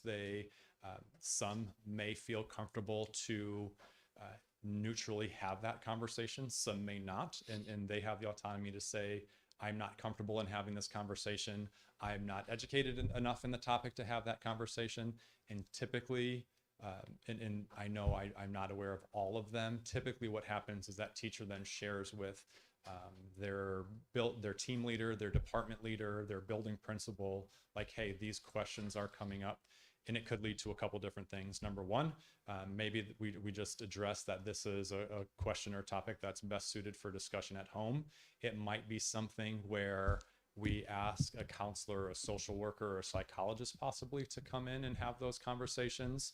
And if when we talk about some of those issues that are really, really polarizing, that tends to lead to more of a one-on-one conference discussion with students, discussion with parents possibly about, hey, these topics are coming up.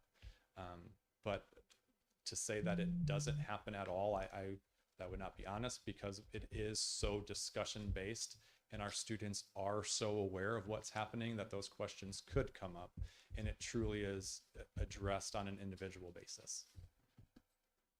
Thank you. At the elementary level, just on that, and I know it's developmentally much different than 612, we do post our trimester calendar of the SEL lessons from second step that are taught, and anything that is outside of our teachers teaching it, such as a presentation by mutual ground or required presentations that we have to do within the health standards, we do send a letter prior. Different developmental level, obviously, than a middle school, high school, but you can find that online under our Ed Service one. It's not quite updated yet because school hasn't started, but around August 10th, all the updated proficiency tables, as well as the scope and sequence for our SEL lessons are on there. Okay. Thank you. Sure. So that kind of wraps up our two goals from this past year. As Mr. Raleigh talked about, you saw the process that we take. The minute we kind of end, we bring our SIP teams together and start looking at our academic data, our behavior data, and start looking for the trends for the next school year. Typically, any commitment goal, like the SEL is a commitment within our strategic plan, we try to run for 2 years. This was our second year with SEL, and since we are very near that 85%, which research says is kind of in practice, that goal will be discontinued moving forward. It's still, the SEL strand and commitment will still be monitored through all the means of the strategic plan, but we only continue those usually for 2 years, or if they haven't met closer to that 80, 80s to 85. The Kaneland Connect School that Mr. Rowley talked about was in its first year. And so that again will be our main goal. Our all-in common goal will be the Kaneland Connects, where we monitor each one of the 5 commitments through the self-reported surveys by our students in September and February. Because it will be in its second year, we have the opportunity to look at February 23 data to February 24 data, not just September to February. So that's always beneficial when you can carry a goal into the second year, like our SEL one. This year, as we met with our administrative team at their first retreat in June and started looking at some of the data dive from the presentation after this, we started to recognize there are some building specific commitments that probably have some differences among the buildings. And so our second school improvement goal for this year will be building based, and each building is looking at what specific commitment or content area are they really wanting to see a student growth process in. And so the team comes together actually this Wednesday as an administrative retreat to bring feedback from their school improvement teams and kind of hone in what the other goal will be. So our goal that you'll see when we come back in October will be the all-in Kaneland Connect School, common goal of all 7 schools. And then you will see behind me right now the projected areas that each school is looking at and which one of the 5 commitments from the strategic plan that it links to. You can see some do a deeper dive into, I'm going to do writing, just structure, or writing, just development. They really have done a deep analysis of where is our writing data a little bit weaker in comparison to the other schools or in comparison to national norms, where some right now are just at the point where we're going to look at reading, and the school improvement team will do work this week and going into the first month of August to really hone in what aspect of reading are you looking at. The goals usually are drafted and written by September 1st each year, just so that we can have our goal setting meetings with our principals and our teachers through the evaluation process. And then by October 1st, all those goal meetings need to be concluded. And right around either the October 15th or closer to the end of the month board meeting, whenever that falls, is when we will have myself and Mr. Rowley and the principals here to share the final drafting of the 23-24 school improvement goals. So it's just never-ending cycle in our minds, to be honest. Do you have further questions? I know you had some opportunity to ask along the way. Yeah, just real quick. So with the SEL, I have 2 in grade school. What is the block time? Is this an everyday? How many minutes are involved? It's usually about 30 minutes. For some grade levels, they look at about 20 just because of the way their schedule with lunch, exploratory, different things map out. The 4 elementaries do it slightly different. Some do 30 minutes every single day because they could fit it in for every grade level. Or they look at, maybe putting it in on a Monday, Wednesday, Friday, or they do an A through E schedule. So it could be A, C, and E on those days. And so they try to get on average at minimum 30 minutes per week, at maximum 30 minutes for the 5 days. And that's when they'll bring out the second step curriculum tool and do the lessons that we have projected by trimester. And when you talk about the lessons and that the teachers have autonomy, is like all first grade learning the same thing, second grade, or is it just kind of? No, it's all the same. They have the same written curriculum, and they of course have they don't have maybe the level of autonomy that Mr. Rowley spoke about when you get to 6-12, because we're setting the foundation, I believe, more at elementary. And so we really say lesson, number 1 and number 5 and number 6 will be done within the first 2 weeks of the second step program. So they can look at the lesson, and of course, getting to know their students, they may add in different examples or use the video to start, or maybe start a discussion and use the video at the end. So the sequence of the lesson, they have more autonomy on at the elementary, but it is all the same content, theme, and objectives for the lesson. And as far as transparency, we don't know what it is unless we go to the teacher directly. Nope, you can go onto the website after about August 15th. Okay. And on the Ed Service, you can look up the SEL timeline, or you can email. I'll email it out directly as well. The second step program too, just because I know some are newer board members, was part of the adoption that the board approved in, I believe, is the end of March moving into April. It was one of the key final SEL was done in a curriculum review over the last 2 years, and the final purchasing of Second Step was just approved this past spring. So while we dabbled in it all last year, it is formally required and adopted starting this August. Any other questions? Mr. Kleisner? Any questions? No, I have no additional questions. Okay, well, there's nothing to take action on, and I'd like to thank you both for coming, Dr. Mum and Mr. Rowley, and presenting to us all the information. So I guess we'll move forward, correct? Yep, that sounds great. They Oh. have the next one as well. Oh, all right, well, thank you again. Okay, so the next topic of business is the student academic update for 2022-2023 school year. Dr. Fuchs, please take it away. Sure. Dr. Mum and Mr. Rowley are here to continue. But this is exciting because this is where the rubber meets the road. They will share academic student data, and we will be able to see how our Kaneland students are progressing and celebrate where we need to celebrate and work harder where we need to work harder. Sure. With that, Dr. Mum. All right. And hopefully, it's always nice to link this to the presentation that just happened. I know it's a longer evening, but hopefully through this review of learning data, you can go back to that chart in the SIP goals and say, I get why they're focusing on reading or writing or whichever area. And so it's nice to really pair these two together. It always feels a little late to come in July and do this, but our data typically is collected all through the end of May until the students are about ready to head out. And then we want to make sure we wait for our national and state comparisons for iReady as well, which typically aren't published until the first week or so of July. The one thing that is not on here that will come back in the fall is IAR, just because that doesn't get released until July 10th to the 15th week.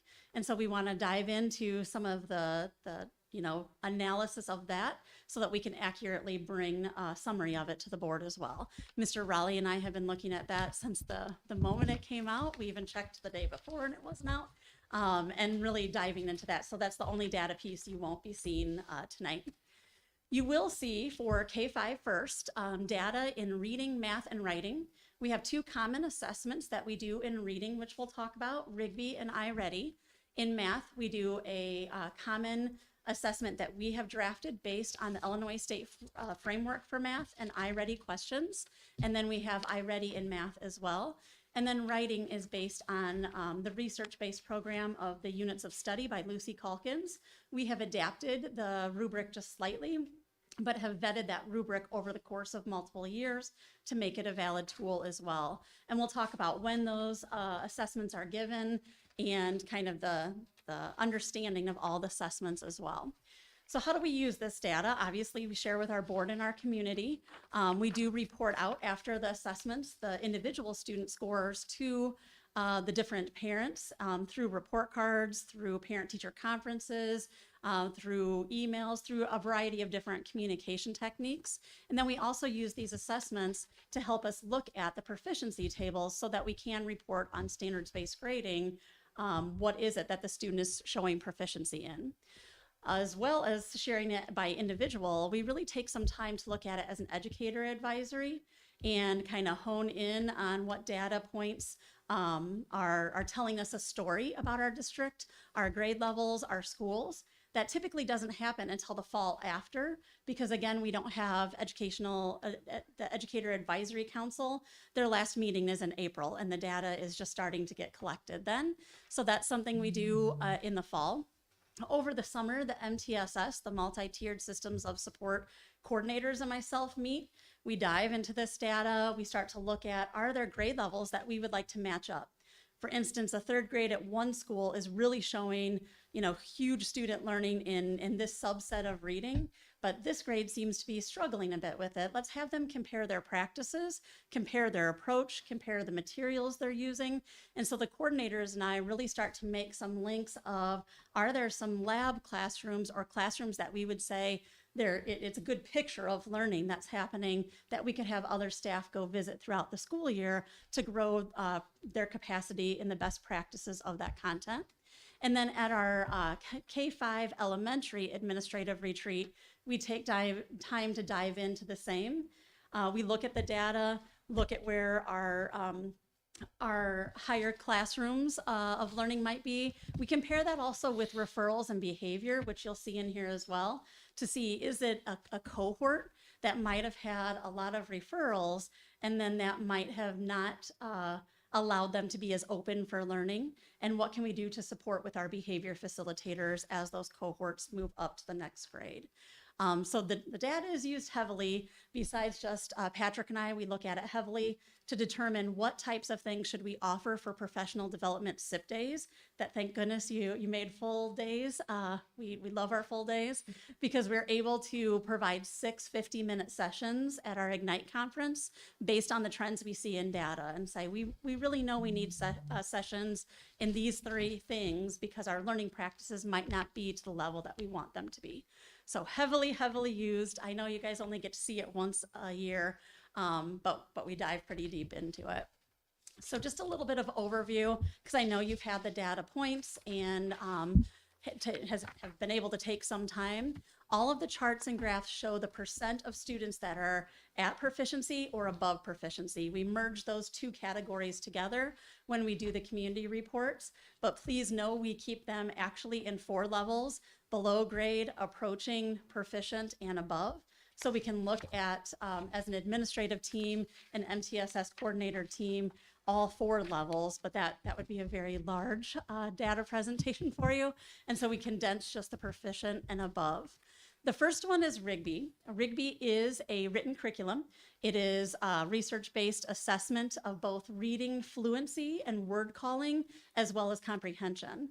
And so the Rigby is taken in September. It is often in the fall given by their classroom teacher or a peer within that same grade level, or you might have some other staff assist, like an instructional coach or MTSS staff member. They do a running record, which is I listen to you read and I check mark off all the correct words. And if you say a word incorrectly, then I'll write that word, because then I can do an analysis of why did you say cat for dog?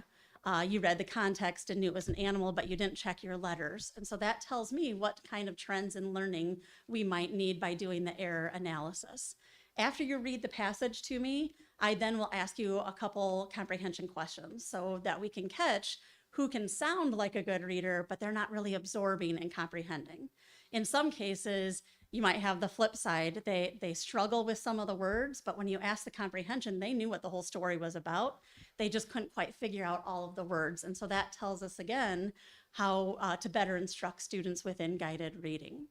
Rigby is taken again in September, and then we start again usually after spring break at the beginning of April, just to make sure we can get all of our classes done, kind of getting into that May time.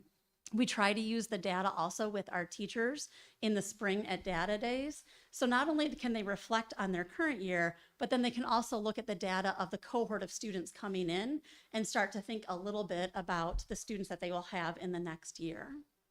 You can see some of the trends. We do have some schools and grade levels that we always look for consistency across the schools in a grade level. And when we see a discrepancy of one school at a grade level isn't kind of in that same realm as others, that's when a school improvement goal is typically written, simply because there's something in instructional practices that aren't kind of opening up the learning process for students. Or in this case, we've talked heavily about guided reading. We stepped away from guided reading practices during COVID because we couldn't bring small groups of children to a tight table to have a conversation when we were 6 feet apart.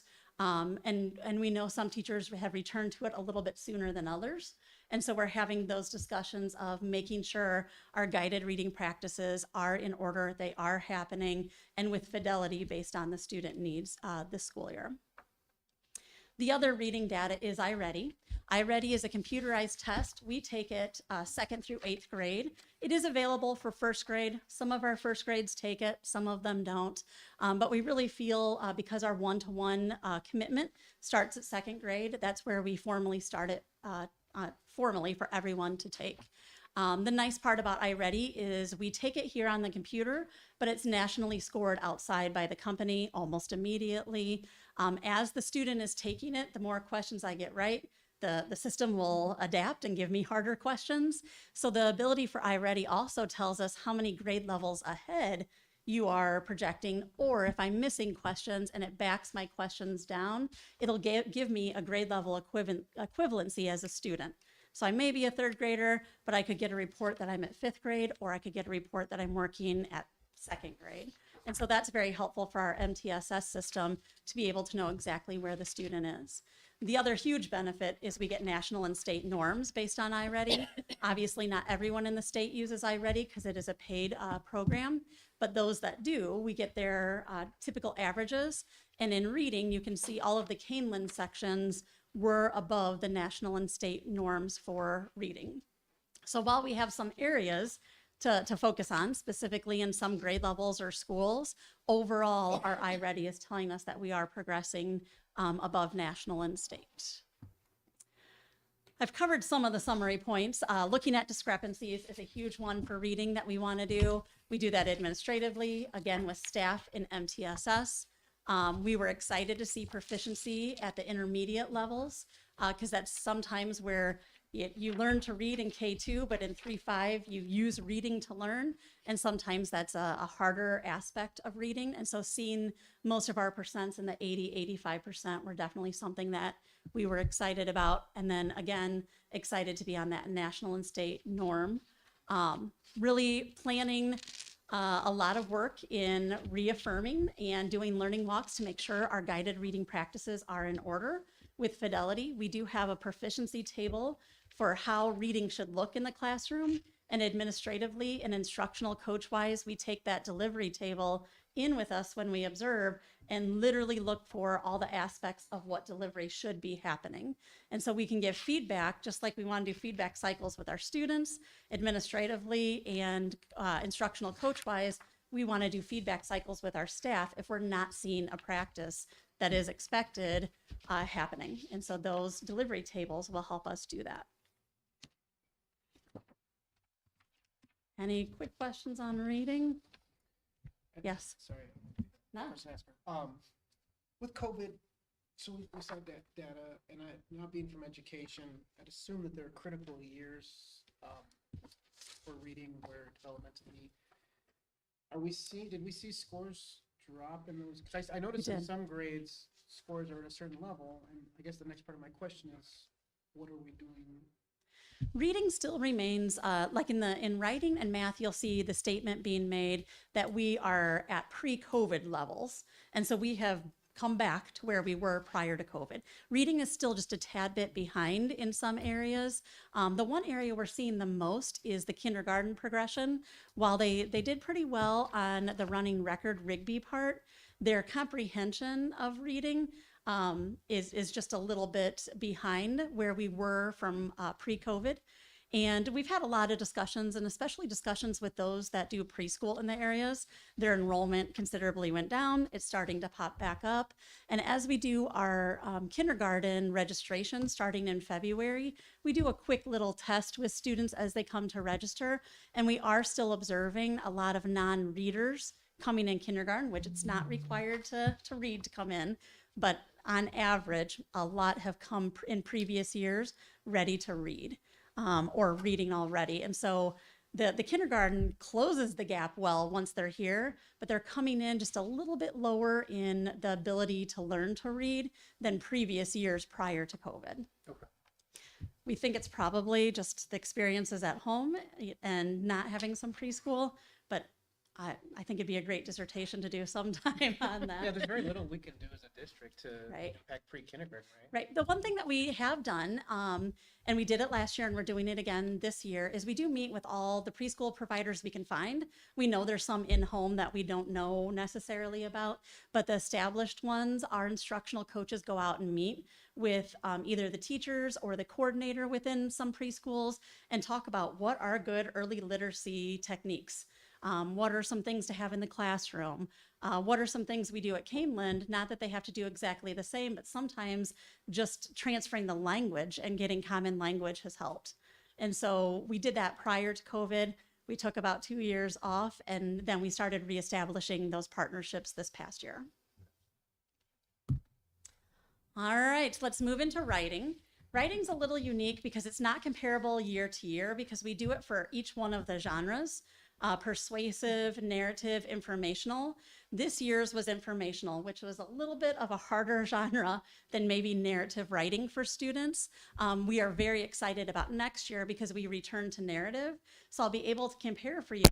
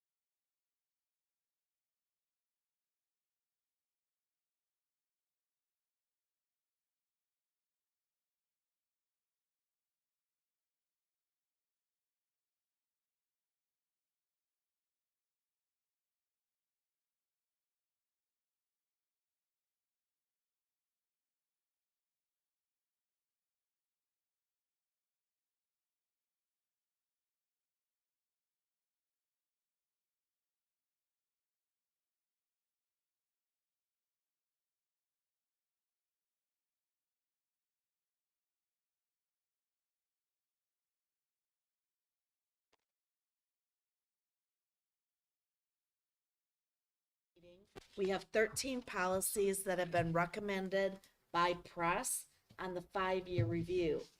Sometimes with policies like this, the board will need to make decisions. Do you want option A or option B? Do you want to do this or that? With these policies and these updates tonight, there are no board decisions that need to be discussed or made. All of the policies are being updated with regard to either footnotes or legal references. There are no changes. With that being said, I believe that Dr. Layden recently started, if there are no changes, he doesn't go through each one. We want to make sure if the board has questions that we answer them. But at this point, there are no changes. And so the recommendation is that the board approves the policy upon first reading. Whenever you have a policy change or a handbook change, it requires 2 readings. Both readings have to be approved. When we approve something on first reading, if there are changes, we'll bring back those changes. If there are no changes, we'll bring it back and we'll put it in the consent agenda. And so at this time, Mr. Gonzalez, I would ask, are there any board questions with regard to any of the IASB recommended policy changes? We'll open it to discussion. Mr. Kleisner, you with us? Yes, I'm still here. Okay, last call. All right, well then at this point, I'll entertain a motion that the Board of Education approve the recommended policy changes from press on the first reading. So moved. Second. Roll call, please. Mr. Gonzalez, Aye. Mr. Mankowski, Aye. Mr. Kleisner, Mrs. Simmons, Aye. Mr. Cook, Aye. Mr. McCauley. Passes 6-0. All right, we saved the, not the best, but we saved the good one for last. The next topic of business is the approval of donations. Dr. Fuchs. Thank you. I am very excited about this one.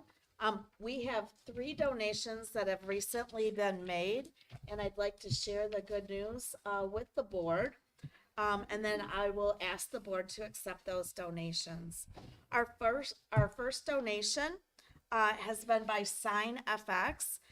They have donated approximately $1,200 in product and service for the graphics on the newly obtained cross-country container.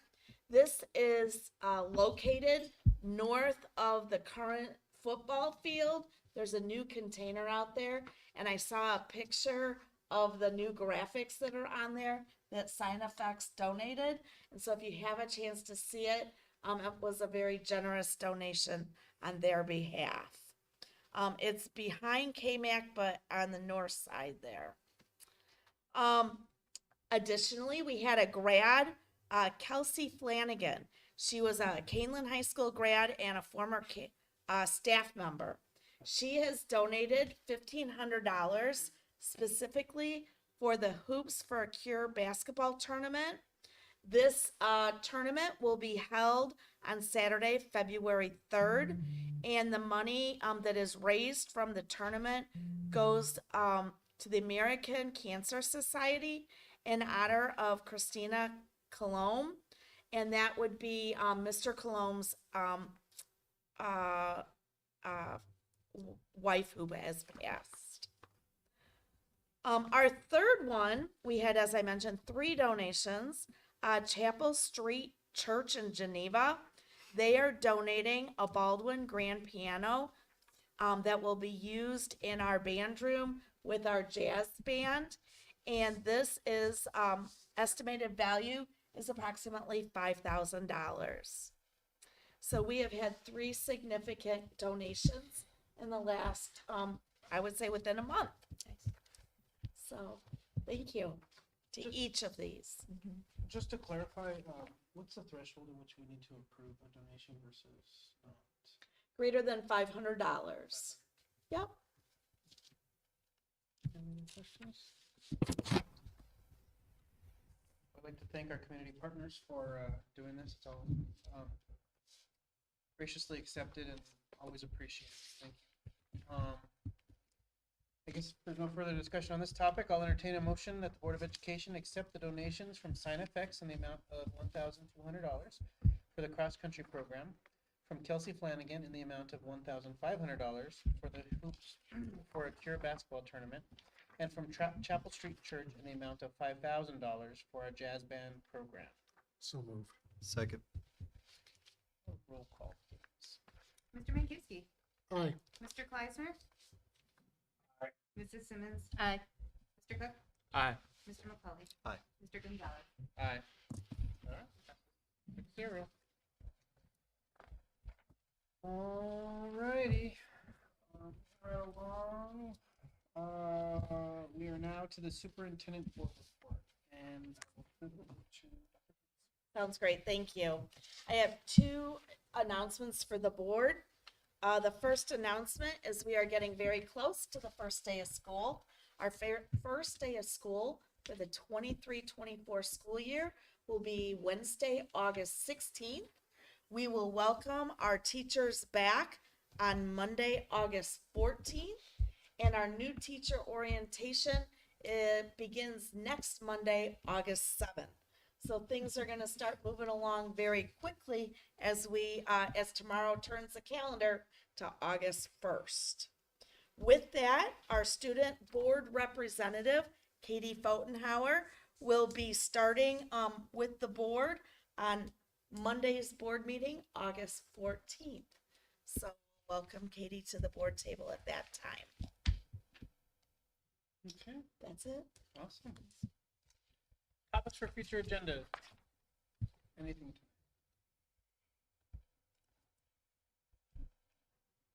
Mr. Kleisner? I do not have any. All right. So we'll move on then to the second opportunity for public comment.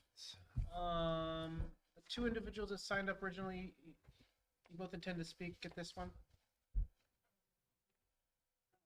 Is it right if I go in front of them? As long Is that right? I apologize for not getting here to sign in. as long as they're okay with it. Do we have anyone signed up on the, no? So yeah, as if they're all right with it, I don't see an issue. I'm just gonna summarize the previous statement. Obviously, you know, it's a public forum, but we don't enter into debate.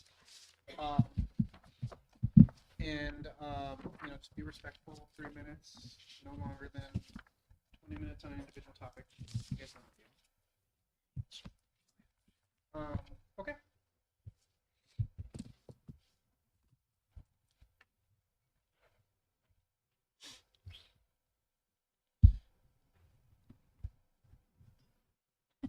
I'll bring this down just a little bit. I hope. There we go. I apologize for not being able to get here to sign in on time. And I actually have two very separate things so if you'd like me to go after they do again for the second thing, I would like to do it that way, if that's okay with you guys, or I can do both here on two separate 3 minutes, whichever you want to do it. First, however, my name is Sheila Albano. I'm a resident of Elburn, graduate of Kaneland, kids from Kaneland, parents from Kaneland, all that. Spoken in front of the board before, but not in front of some of our new members. And I'm here to comment quickly on the capital projects vote that took place earlier and the track. I think going forward, you should know that the patching that was done is already breaking down. It is bubbling, and it is not going to make you 2 to 3 years. It's unlikely you'll get through next track season even. When it was put in, everyone noted visually how sloppy it looks. I'm not going to blame the company for having done that, because I think part of the problem is that after 30 years of patching, you're patching on patching on patching on patching, and the track has never been rebuilt from the base up which is also supposed to have to happen every 15 years. So there really is no way to patch it. Your pole vault box and your the holes between the leaping off boards into the pit are not fixed. They're still there because they can't be fixed unless you fix this track. It's important to know the difference between resurfacing the track and rebuilding the track from the base up. I'm not sure what that 600,000 is referring to, if it's the buildup or the resurfacing. But the track at this point must be rebuilt, period, end of story. Your current athletic facility plan that you're talking about with the referendum that you want to come back to again, that has been on the board for a couple of years now, is not going to work. First of all, the baseball fields cannot face west, and they're drawn right now facing the wrong direction, and they're not allowed to be built that way. So if you come back, no matter what referendum you put together, if you come back with those same things, you're never going to pass it, because your sports people and your coaches and other people involved in it, that's not the plan they want, and they weren't ever asked about what they wanted in the first place. So my recommendation to you as a board is to please, please, please, instantly, soon, put together a new committee to relook at these things again, and not just the facilities for the athletics, but for your science classrooms and the other things. If you don't have the detail in that that was missing from this last referendum, you're never going to pass a referendum in this district, period. And that's just the way that it is. And since I'm out of time, I just wanted to ask, why isn't the Facilities Advisory Committee ever a part of these discussions? Thank you. So Mrs. Obama, I'm fine with you doing the 2-3 minutes as long as everyone else is.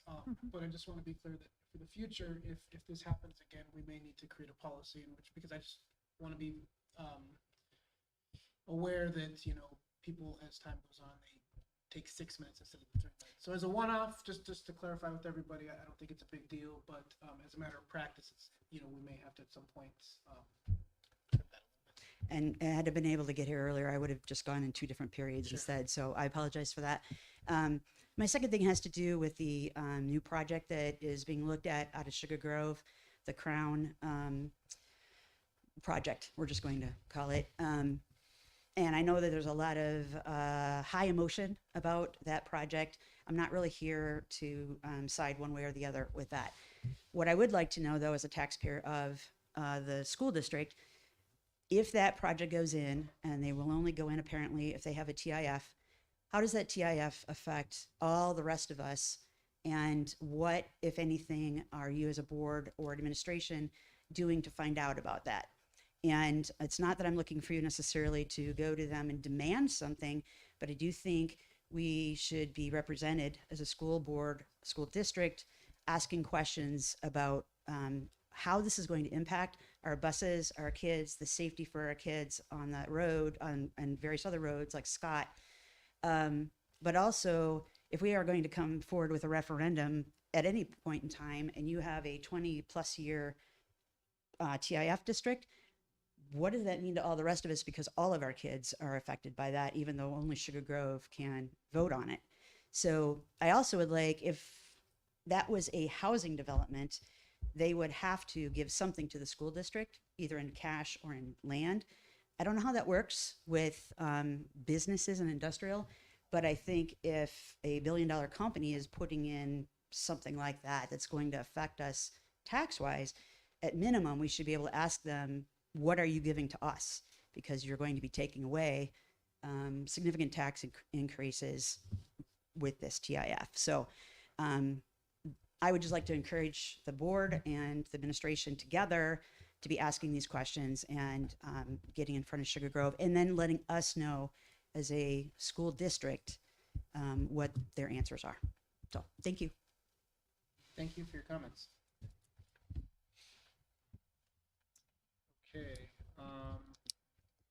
Next up would be Lisa Moreno.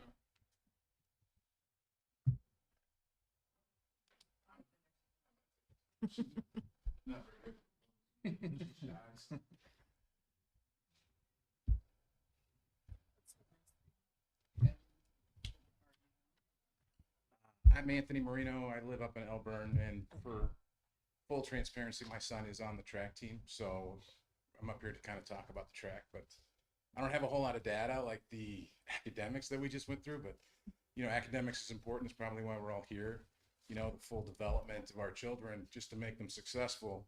But I would also argue that athletics is also a big part of that development. You got a wonderful staff of coaches and faculty members, and you got great kids who they're proud. They're very proud to be part of the school. You look around and you see that they wear the black and their whites, and they've got their hoodies on, and they're a great group of kids. And the staff, they especially for these athletics, they teach them, they teach them communication, they teach them teamwork, they teach them dignity when they lose, and they teach them grace when they win. And you've got a lot of winners at Kaneland High School. And tonight, with your vote, you've kind of showed them where they are prioritized in your agendas, right? So now you have these great group of kids who last year the track team won sectionals. A couple years ago, the cross country team, they won state. And tonight we voted to have a parking lot rather than a safe and presentable track to these schools that are going to be coming in. We're in a new class this year. We're going to have these kids coming from Geneva, St. Charles, coming to our less than adequate track that only has 7 lanes. And it is 30 years of patchwork upon patchwork. And if you're out there and you're running on it, you can feel it. You feel it. It transfers from your ankles to your knees to your back. These kids are going to get hurt, right? And so it's just unfortunate that you took the time. And I know your decisions are difficult. It's either this or that, right? It's either this or that. But for 30 years, it's been that. The track has never been redone.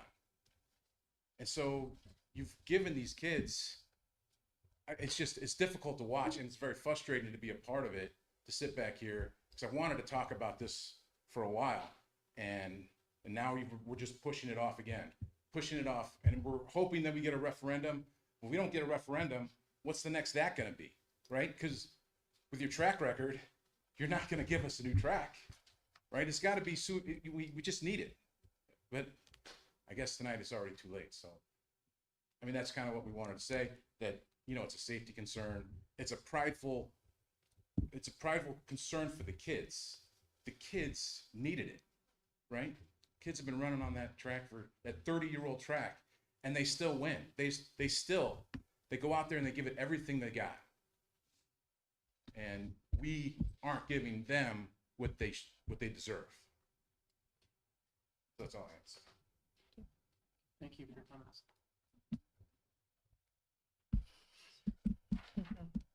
Next up, we have Sarah Nosek.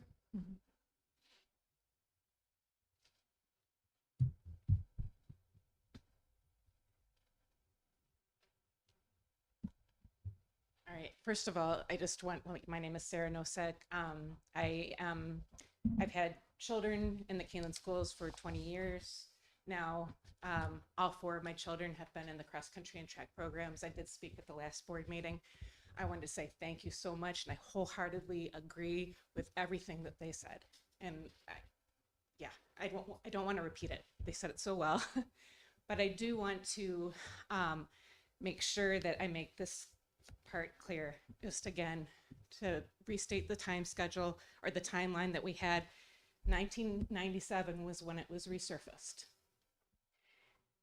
Track is supposed to be resurfaced every 7 to 10 years. It's been on the docket 2012, 2016, 2019, 2023. I've been around for all of those years. My kids have been part of this program during those years. And every single time, we keep thinking, okay, well, this year it's going to happen, right? But every single time we're let down. Our kids are let down. Everybody uses this. The track is let down. It's really unbelievable. I can't, my heart is sick about it. Every single time the answer is postpone it. Something else is going to come in front of it. Like Tony said, it's every single time you're choosing that, not this, every single time. And every single time, you know, the answer is patch it. Well, let's just make sure that we understand that when you're patching it, you're patching it on a, you know, 26-year-old track this time. And today I took all kinds of pictures of where it was patched, and I'm already seeing the bubbles. I'm seeing the chips. I'm seeing a whole one of the big cracks that was done is starting to re-crack. I'm seeing in lane 3 where there was a big hole that's starting to wear away again. This is not going to last past this year. It's going to be back in that current state, which is what we were living. And it's not just the cracks and the holes.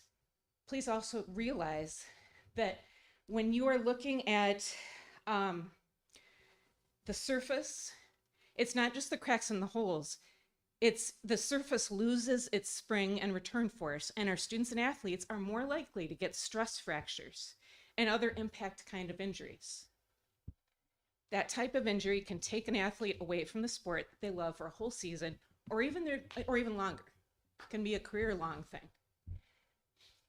I just don't understand why this is not being addressed. And I hope that right now the answer is to wait for this next referendum.